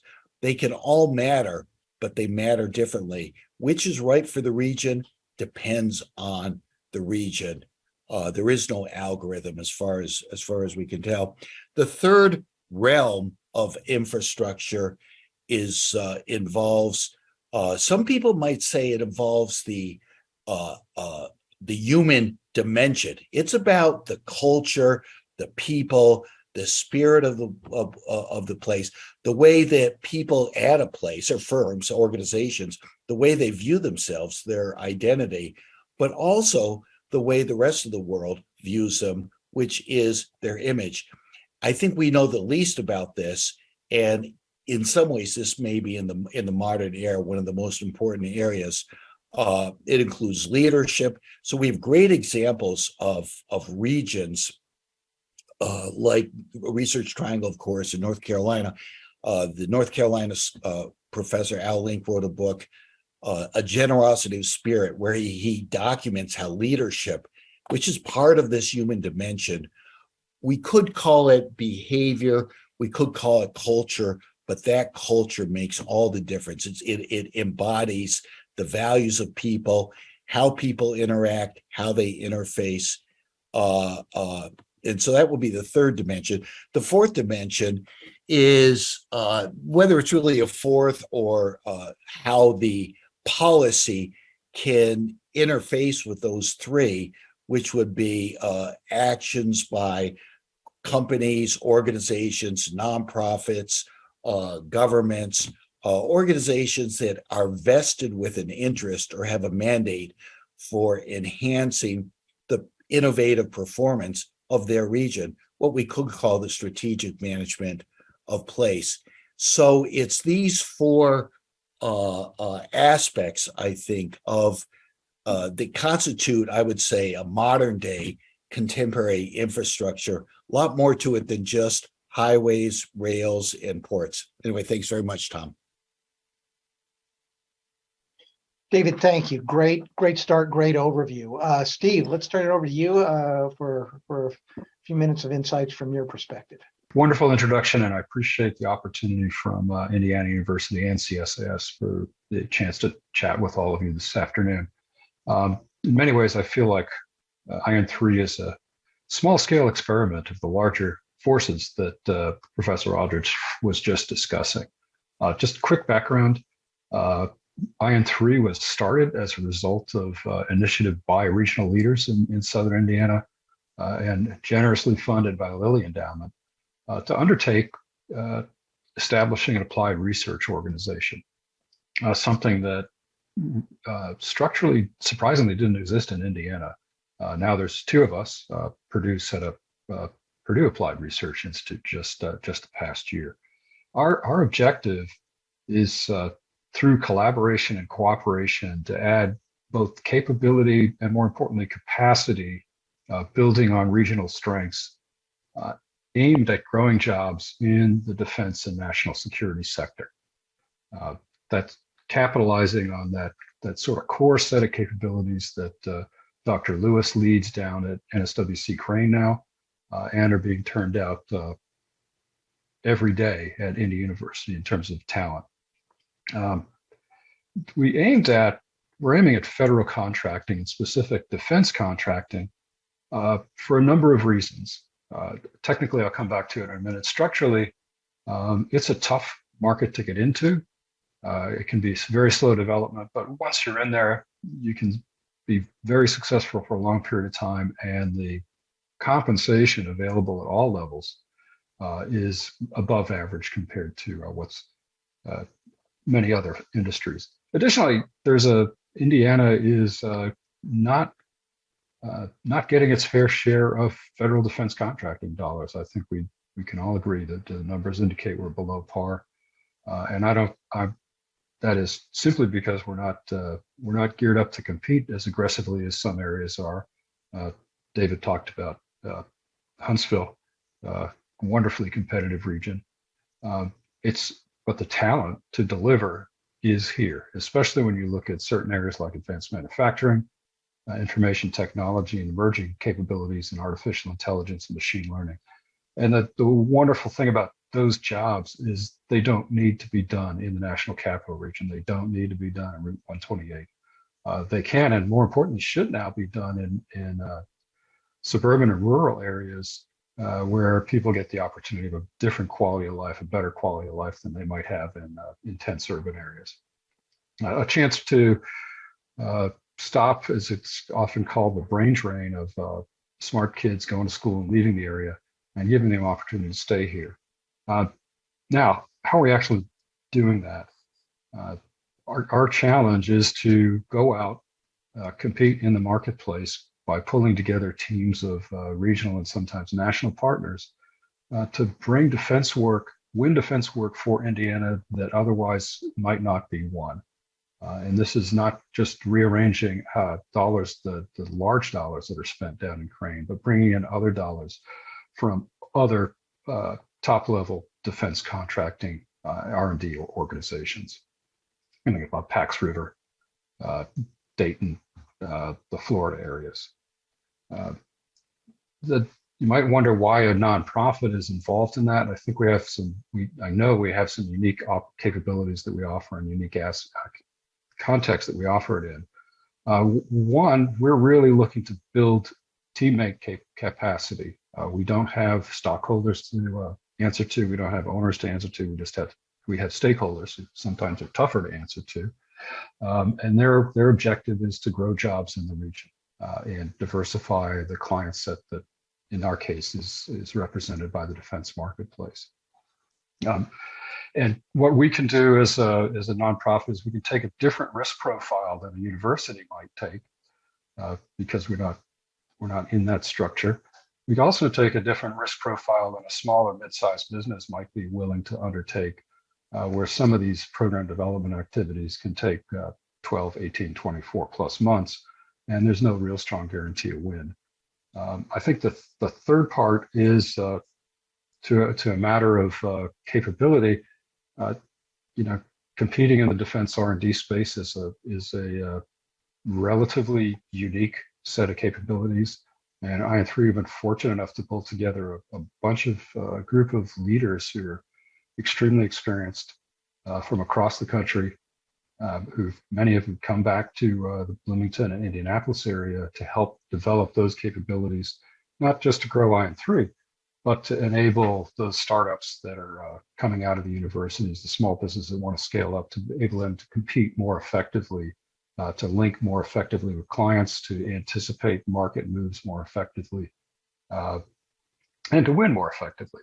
And in a couple areas we're really focusing on are artificial intelligence, machine learning, given the great capabilities that are turned out of three major universities in the state, as well as the compute infrastructure, specifically down in Bloomington, which is pretty rare. Advanced manufacturing, in our case, we just started working with the Army on additive metals manufacturing, which represents the next step in the additive manufacturing arena. And we believe we know both of those bring the opportunity to grow more impact in the region, generate more opportunities. And those opportunities, certainly some of them are for degreed college graduates, but the vast majority are probably going to be for people who don't need degrees. Maybe they're associates, maybe it's a certificate, maybe it's just work on the job. As we know, especially in computer sciences, there's a great deal of work that does not require a bachelor's degree. And often the skills are quite separate. The important skills and insights are quite separate from going to formal schooling. So that's what we're up to. Our objective is to grow jobs in the region, capitalizing on the great skill sets that Dr. Lewis has in place and that Professor Whitten or President Whitten has in place up at IU especially. Thanks, Tom. Great, thanks, Steve. Angie. Hello, and thank you very much for the opportunity to join today. I want to start off just by making a comment that I've had some technical issues from a sound perspective, and I have a limited view of the panel as it's discussed. So someone please let me know if there become any sound issues. And thank you for the chance to join today. And I want to say thank you to my fellow panelists as well for the excellent framing that you've offered as it relates to our national security workforce and the things that we should be paying attention to within the region specific to workforce development. I represent NSWC Crane Division as the technical director. Maybe you know, but in recent years, defense sector growth in the Uplands region, this South Central Indiana region, has grown at 68 times the percent greater than that seen across the nation. And so if you take a moment to consider that, our region is critical and plays an important role in ensuring that the country has both the ecosystem, as we've talked about in the way of infrastructure, but also the assets necessary for technological innovation that will allow us to continue to thrive as a country and the things that we need to have in place for the benefit of our nation's defense. And we talk about this region from a perspective of advanced manufacturing, medical device industry. We know and understand the importance of life sciences, but there is not always the level of awareness and knowledge of the impact that occurs in this part of the country and within this part of the state relative to defense. And so I'll tell you just a little bit about Crane, which is an economic engine for the state of Indiana. We have 3,900 government civilian employees, a complement of just under 20 active duty military, so not a lot of active duty military here on our installation. We have another, nearly 2,000 people that support our mission through service contracts that work for a lot of companies in this region and across the country to support NSWC Crane. We are one of 10 Warfare Center divisions, which is the way that the Navy ensures the science and technology integration across all of its various programs and weapon systems. And we're assigned as an organization certain technical capabilities that we steward and are responsible for our nation's military. And some of those are directly for the Navy.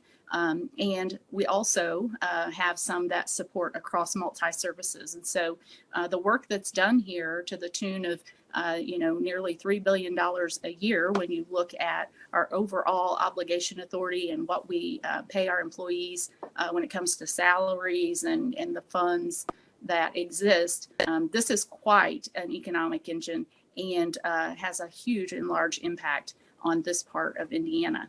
This workforce that I told you about, 3,900 employees, that is 67% of them are scientists, engineers, other STEM and technology type positions. And, just the average salary alone at NSWC Crane is $97,000 a year. And so when you think about the type of workforce, the skill sets, and the workforce complexities associated with what we provide and out of NSWC Crane, you can understand the importance then of that infrastructure that David so eloquently talked about being a critical thing to bring ecosystems and clusters together and being able to work across boundaries to ensure that we have the specialization that we need and the overall emphasis to be able to keep up with the pace of technology as it impacts the workload that we have at Crane. And, it's been awesome to work with Steve and IN3 as an accelerator in bringing that ecosystem together.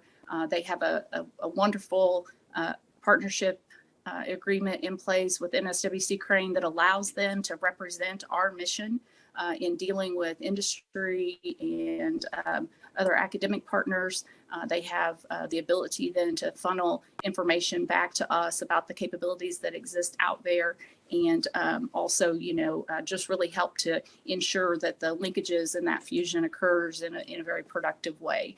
And this notion of outreach and collaboration is something that has evolved at a place like NSWC Crane. We worked for years inside of our fence line, focused on executing work for our customers, and didn't always appreciate and understand that importance of collaborative networks. And so because of the way work is accomplished today and into the future, we've had to build skill sets around being collaborative in nature and find and explore pathways for making that possible between the government and industry and academia as well.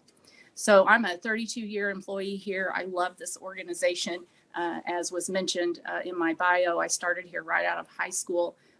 This morning I had the pleasure of sitting down with 20 of Crane's new employees to talk about the workforce culture that exists at NSWC Crane, how they can be active components of helping to build this into the organization that we all want it to be. When we go to recruit talent, it's not enough to attract people to our mission. And these are people that are in high demand for technical jobs across the country. Because we're not industry, we have some limitations on salary and benefit packages that we can offer. And so we have to be thoughtful about the things that make that package in whole. And so we put a lot of emphasis on culture and the importance of our mission to help attract that talent. But the thing that's not enough is that we have to also retain them once they're here. And what we have found is that the technical work really does have the hook, and people really enjoy the work that they can be a part of, the mission that they're supporting, that sense of being a part of something much broader than themselves. And at the same time, when it comes to diversity, inclusion, and engagement, we have some work to do to be able to make an environment that everyone feels comfortable in, where everyone feels like they can belong and be themselves. And so, we do recruit across the entire country. And that's one of the things that we've been focused on as an organization. We hire anywhere from 200 to 300 people every year. And, when we're out trying to compete for that top talent, and within that talent pool, we already see that women and minorities are underrepresented in those STEM categories. That's not changed significantly. So we have targeted efforts to recruit them. But the pool of them that are available is not growing at the rate that the demands are growing for this type of work. And that's a few of the kind of challenges and the views that I have on, excellence and readiness as it comes to regional workforce development, is we're all in this together. It's not just enough to fill the 38 or 3,900 government civilian positions at Crane, but I also am a huge stakeholder in industry being able to fill the additional 2,000 that they have in place to support our mission. And that's another reason why these relationships, these discussions that happen at a regional level and across organizational boundaries are so important. I often, refer to the war on talent that exists and the shortages in the STEM categories, as I already mentioned.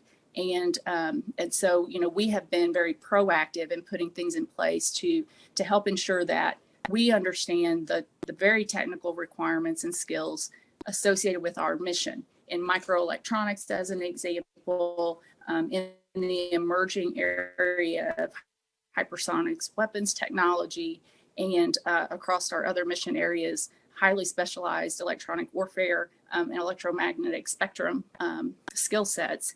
And so, in addition to doing our work and recruiting the workforce, we're also partnering very actively with academic institutions at all levels, starting down in the grade schools, to develop interest in the things that are going to be necessary to sustain our workforce for decades to come. And so I again thank you for the opportunity to be here to represent the great organization NSWC Crane, to be able to talk about the defense industry and its needs, and to participate as part of this panel. Great, thank you so much. Heard you perfectly, so you sounded great. Good. I just want to remind our audience too that you can submit questions via the chat function, and we'll certainly try to work them in the remaining time that we have for our panel. Let me start off with and sort of take off from both Angie, you and Steve, and David, you could certainly chime in on this.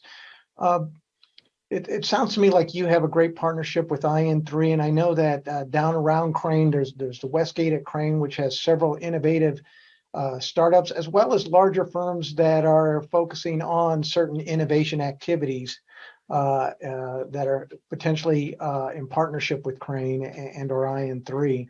How would you assess the overall state of the skills infrastructure in that region? And I know you mentioned the growth sort of, Angie, for example, in the employment side and the opportunity side there. But if we think about this in terms of the infrastructure and the ability to accommodate skill levels across the spectrum, Steve alluded to, for example, that not everyone needs to have a bachelor's degree to be able to participate in the future workforce that might be needed.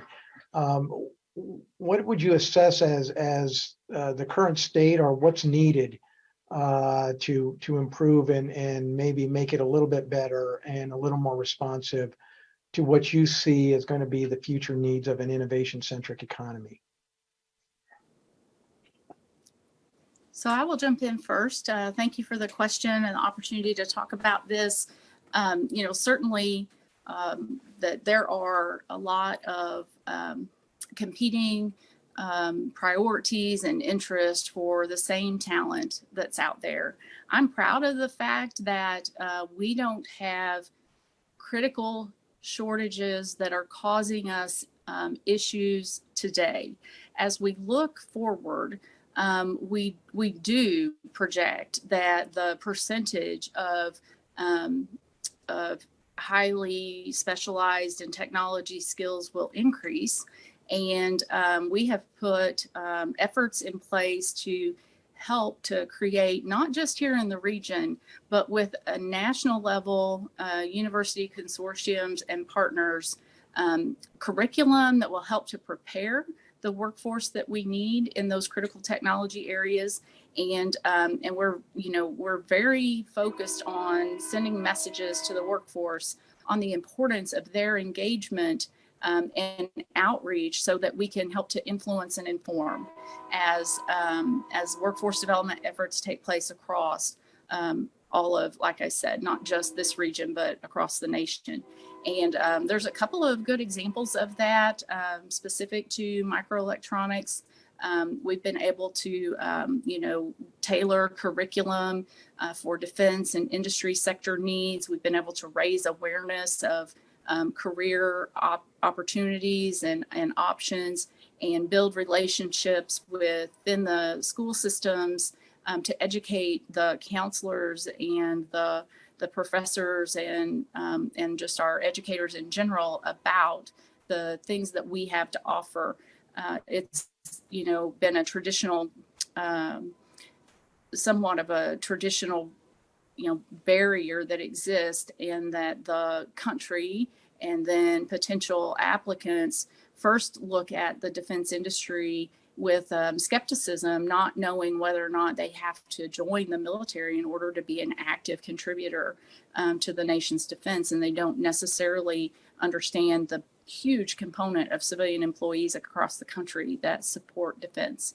And so when you get beyond that you don't have to put on a uniform necessarily and join, then it becomes the translation of the role of civilians in being able to provide for defense. So we've done a lot of work in those areas, and the progression now is then getting very deep in technology areas that are critical as we move forward to ensure that the workforce of tomorrow is being cultivated and prepared.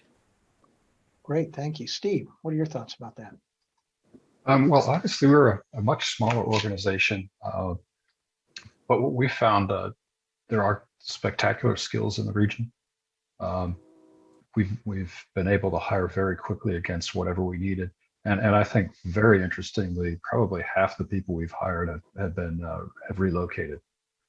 California, Pennsylvania, DC area. Many coming back home. Hoosiers coming back to state, but other people coming to an area where they get to live a different quality of life than they might have if they were in a Falls Church. Some of the challenges they do face, and I'm sure if Tina Peterson here, she would speak more eloquently on it. There are some ongoing challenges in available housing.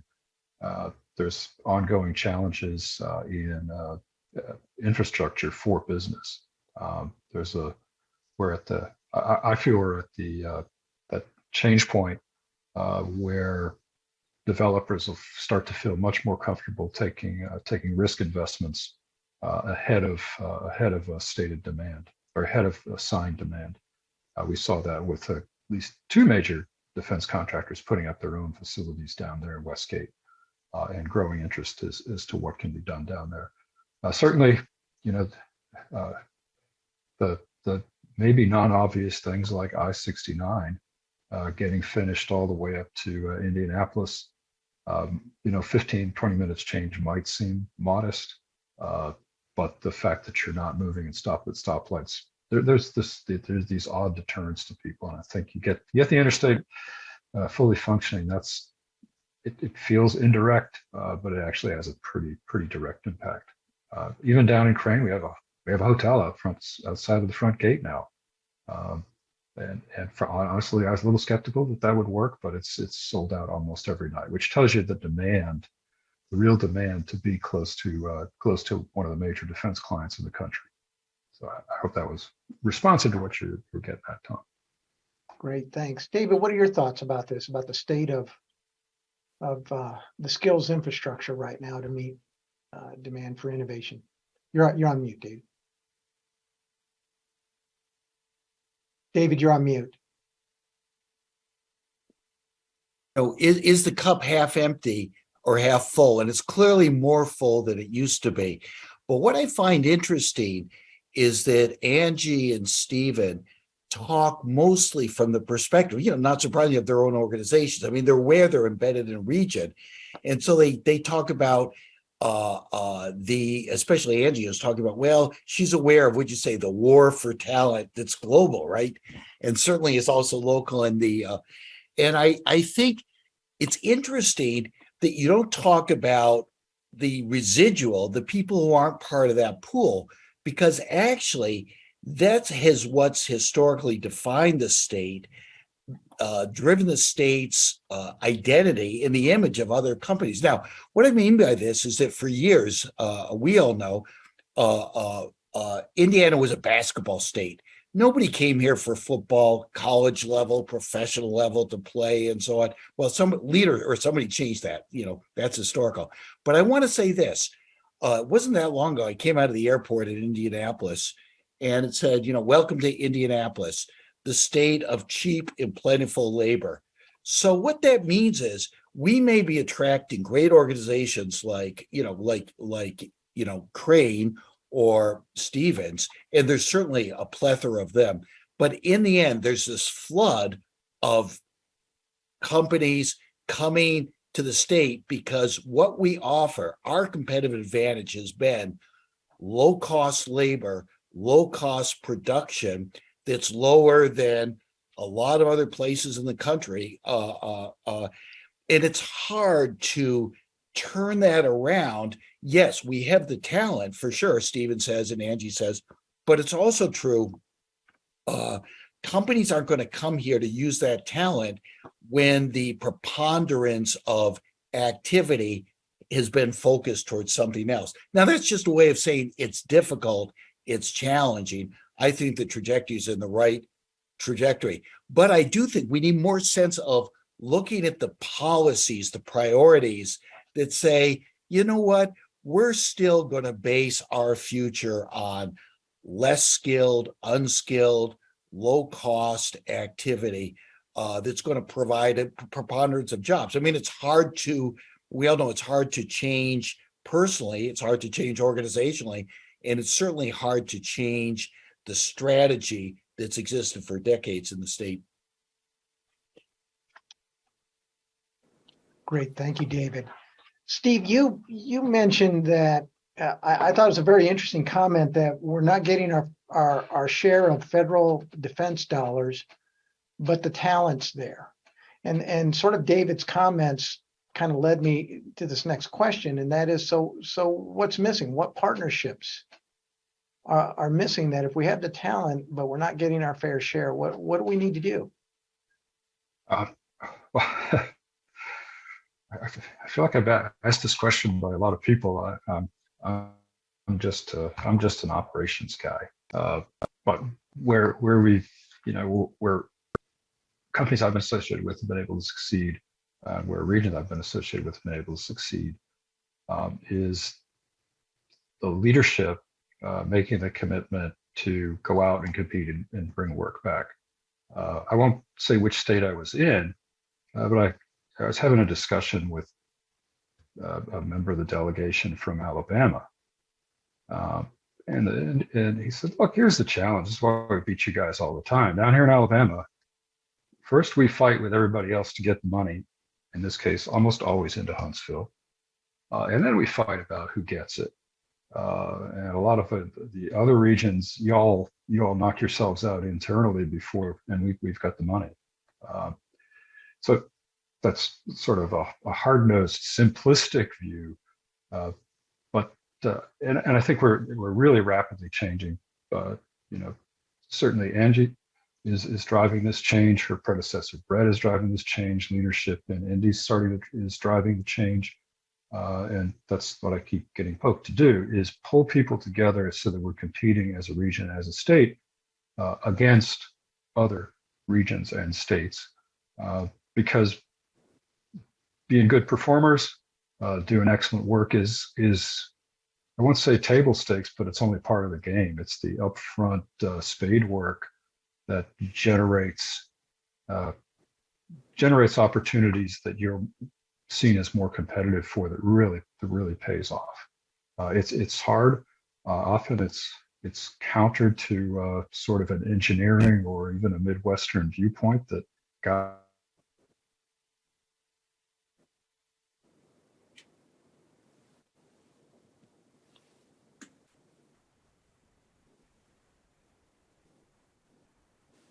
will win the work as well. So I think that the challenge, we're getting there, right? We're not, most leadership recognize it as working hard at it, is to go out and compete, because other regions of the country are very organized, very structured to do that. I grew up in a town that is now roughly half the size it was when I grew up, because the region did not do that. And jobs moved out and are only just starting to come back. And that's why I was very excited about the role in IN3, is because I believe, frankly, I won't say all the smart kids come from rural areas, but there's a whole lot of smart kids in rural areas. And we don't want them, nothing against cities or urban areas, but we want them to get good paying jobs, to be able to stay in the place they grew up, where they want to be. But might be a little general for a deep thinking crowd like this, but that's the approach we're taking. I would like to jump in if I could at this point. Sure. I really appreciated David's comments about the strategy and maybe what we are or are not doing. And I would tell you that I'm very encouraged by the level of discussion that's happening and the investment that's taken place to bring these communities together. And if I had talked to you all about NSWC Crane Division back in the early 2000s, we were not a very well positioned organization within the Navy to be looked upon as a critical area where the Navy might want to invest more and move forward and advance missions. And we didn't have a bad reputation. We were very strong in performance. And we had always put a lot of stock in having a really good value proposition from a cost perspective. So just along the lines of what you were talking about in, lower skilled or lower cost labor and lower, types of positions within that whole, infrastructure. We took a lot of pride, and we even said, faster, better, and cheaper, to talk about ourselves at times, in that we were really execution performance driven. We were very much a quality laden organization that delivered really good products, and we could do so at an affordable rate. And, what we have done from that time, when we realized that that wasn't a winning strategy for us, was we got very strategic in our discussions and very selective in our workload acceptance process, and ensuring that we were building mass around the areas that, forward looking, appeared to be of very high relevance and interest from a national perspective long term. And through a 15-year dedication to an evolving strategic planning process, we have evolved, transformed, and changed. And we did that not just from a workload perspective, but we've done that from a skills perspective as well. And so I'm encouraged that the state is bringing together, regional organizations to focus on economic development, to look at long-term packages and long-term growth and sustainability for the state. And I believe that places like Crane can now serve as hubs for regional economic growth, and that we can have forums very similar to this, where we bring people together to talk about the challenges and come up with collective approaches to solving them. So, I understand what you were saying about the state, and I think they're on a very similar evolution strategically as to what I would say Crane was on back in the early 2000s. And we're very active in working with the state, just like we are with all of our major stakeholders, to be helpful in providing not only content about who we are and what we do and what opportunities we see, but also leveraging lessons learned from the transition that we've been a part of. So that was a great kind of segue. And Steve, you also, commented on, the way that this is developing and transforming. And it's been great to be a part of as a small town Indiana girl who, I was working in the drive-thru at McDonald's when I got the call to take an intern position at Crane, and I didn't know what Crane was, and I lived 25 miles down the road. And so as far as the region understanding who we are as an organization, we're leaps and bounds ahead of where we were at that time, and we're just continuing to build upon what we've learned over the past 15 years for sure. Tom? Feel free. Yeah, I really appreciate those comments by Angie and Steve. And Tom, you're starting your question. It says, why is Indiana? Why are we always losing maybe not the talent war, maybe the money war, the federal contract war? And one answer is, we weren't always. Who won World War II? It was Indiana. Well, Indiana, Michigan, Ohio, it was the Midwest. That's who built the tanks, the Jeeps, the uniforms, the guns. I've seen graphs of where the money went. It went to the Midwest. Where we blew it was when, I guess, warfare changed, technology. I mean, the miracles, we got Crane, right? That's the anomaly. I guess one thing we have is a good distance from the coast that actually turned out to be good for the Navy. But you can see it. Oh, we missed the boat in the 60s and 70s, the transistor revolution, and the computer, and all those, not all, the bulk of contracts went to the coasts. Exactly what Stephen was saying, and Angie, really, I don't really know. It seemed to be leadership. What Stephen described for Alabama is exactly the same analysis Mary Washuk has in a great book on San Diego, Reinventing San Diego. And after, in fact, that naval base in San Diego was built up after World War II. Then when they had the great downsizing of the Navy in the early 90s, they had a crisis, but it was the leadership that then realized they had assets to leverage, life sciences and so on. When you look back, it looks easy. It was anything but easy. So, your question to Steve in a way was, well, who do you blame? I'm not going to say Stephen said the leaders. That's way too easy. But you know what? If somebody doesn't step up, that's kind of what he said happened, I guess, in Alabama. Angie said that's happening now. I think that's right. But somebody's got to step up.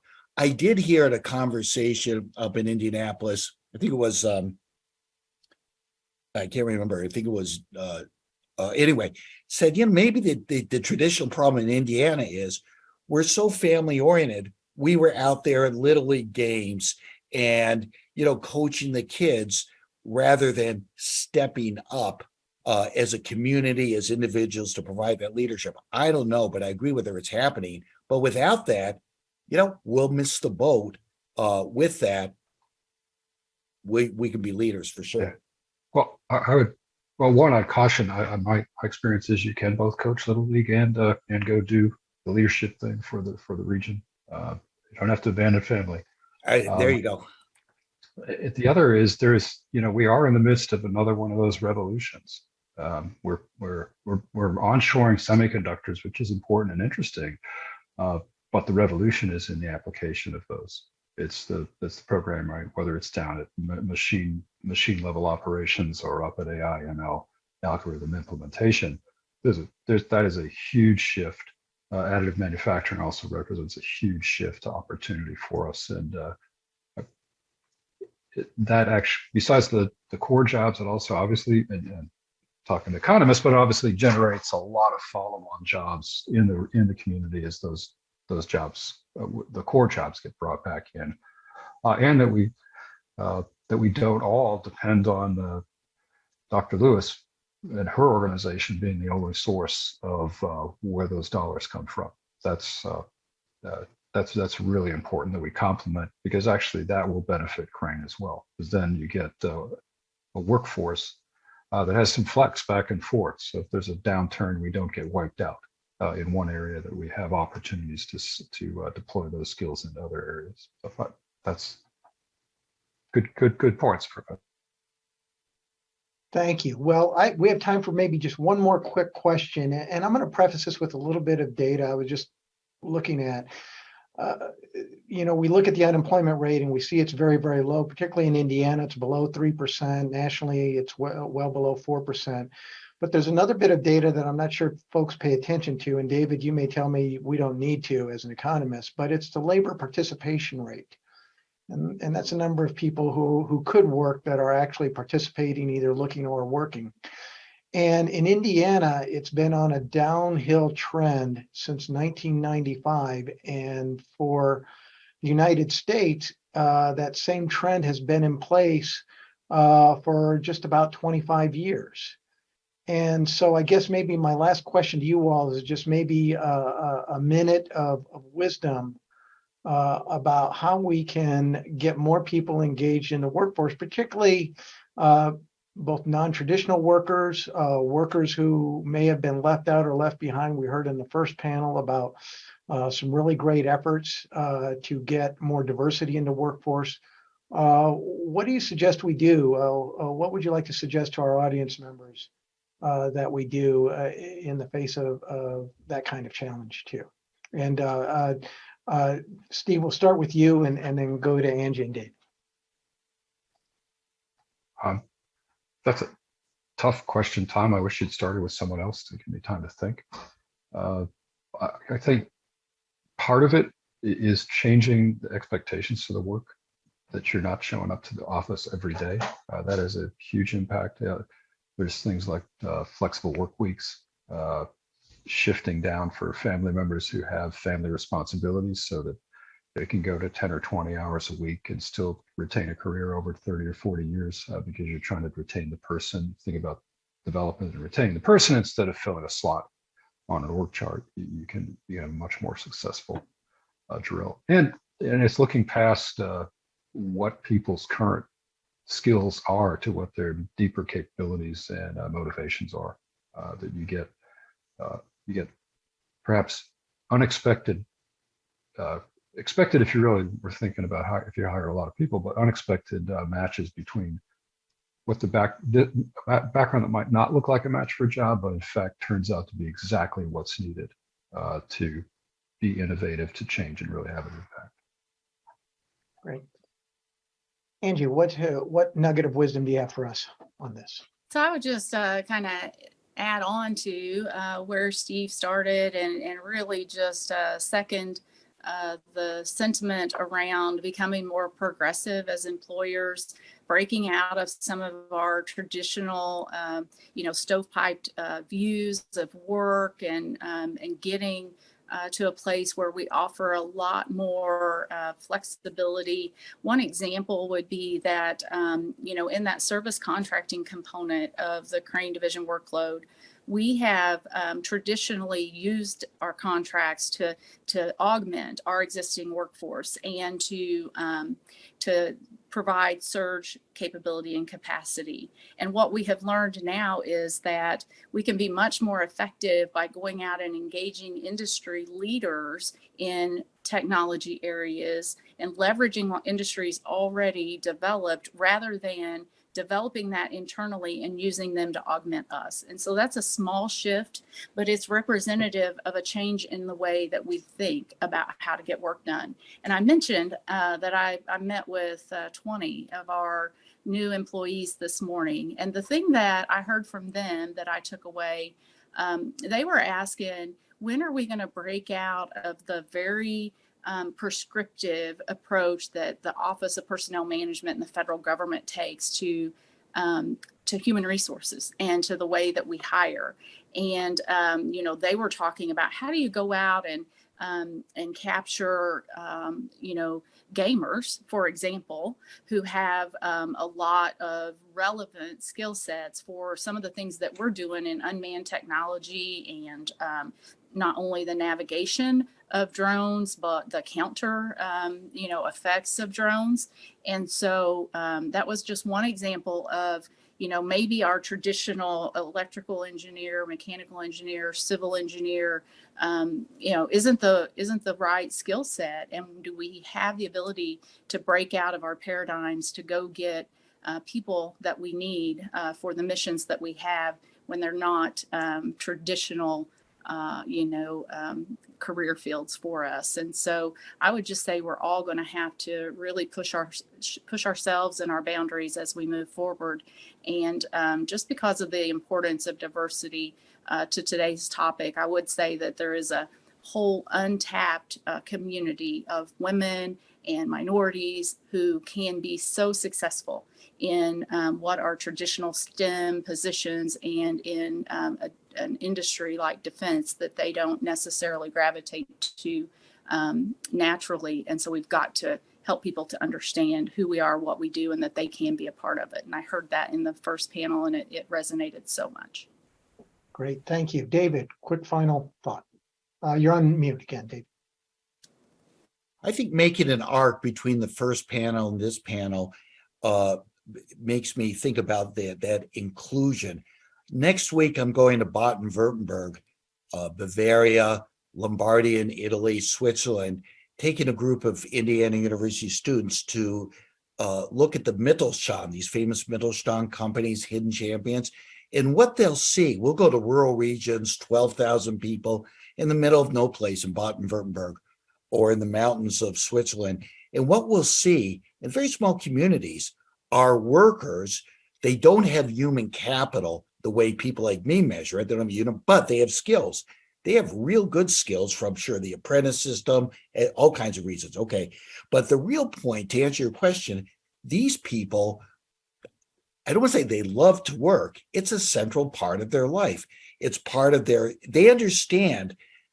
They're like Tom Brady. Apparently, Tom Brady would rather, get beat up than, not get beat up. I don't know why. These people, they're passionate about their work. Now, I think there's something in the culture we have, at least in Indiana and in Southern Indiana, that views work as something better avoided. I'll just close by saying, Stephen will know, one of the great accomplishments of our generation, Stephen, do you remember when being a nerd meant that you were a nerd? At some point it became cool, right? How'd that happen? Well, if we can make nerds cool, I think changing, it's a cultural change, it's an attitude change. Sure, we see it in distinguished panels like the colleagues here, but I think we can see it in other contexts that are, it's not just about STEM people, it's about high-skilled, committed, passionate people who are aching to belong to their community, their society. I think that's the way to draw in and get the inclusion. Thanks. Great. Thank you so much. Awesome way to close out. Great nuggets of wisdom from all three of you. I'd like to thank our three panelists, David Aldridge, Stephen Kelly, and Dr. Angela Lewis for your insights and contributing to this panel. I'd also like to thank Senator Young for his opening comments, and certainly a great deal of thanks go to the Center for Strategic and International Studies for partnering with us here at the IU Public Policy Institute to put this workshop together.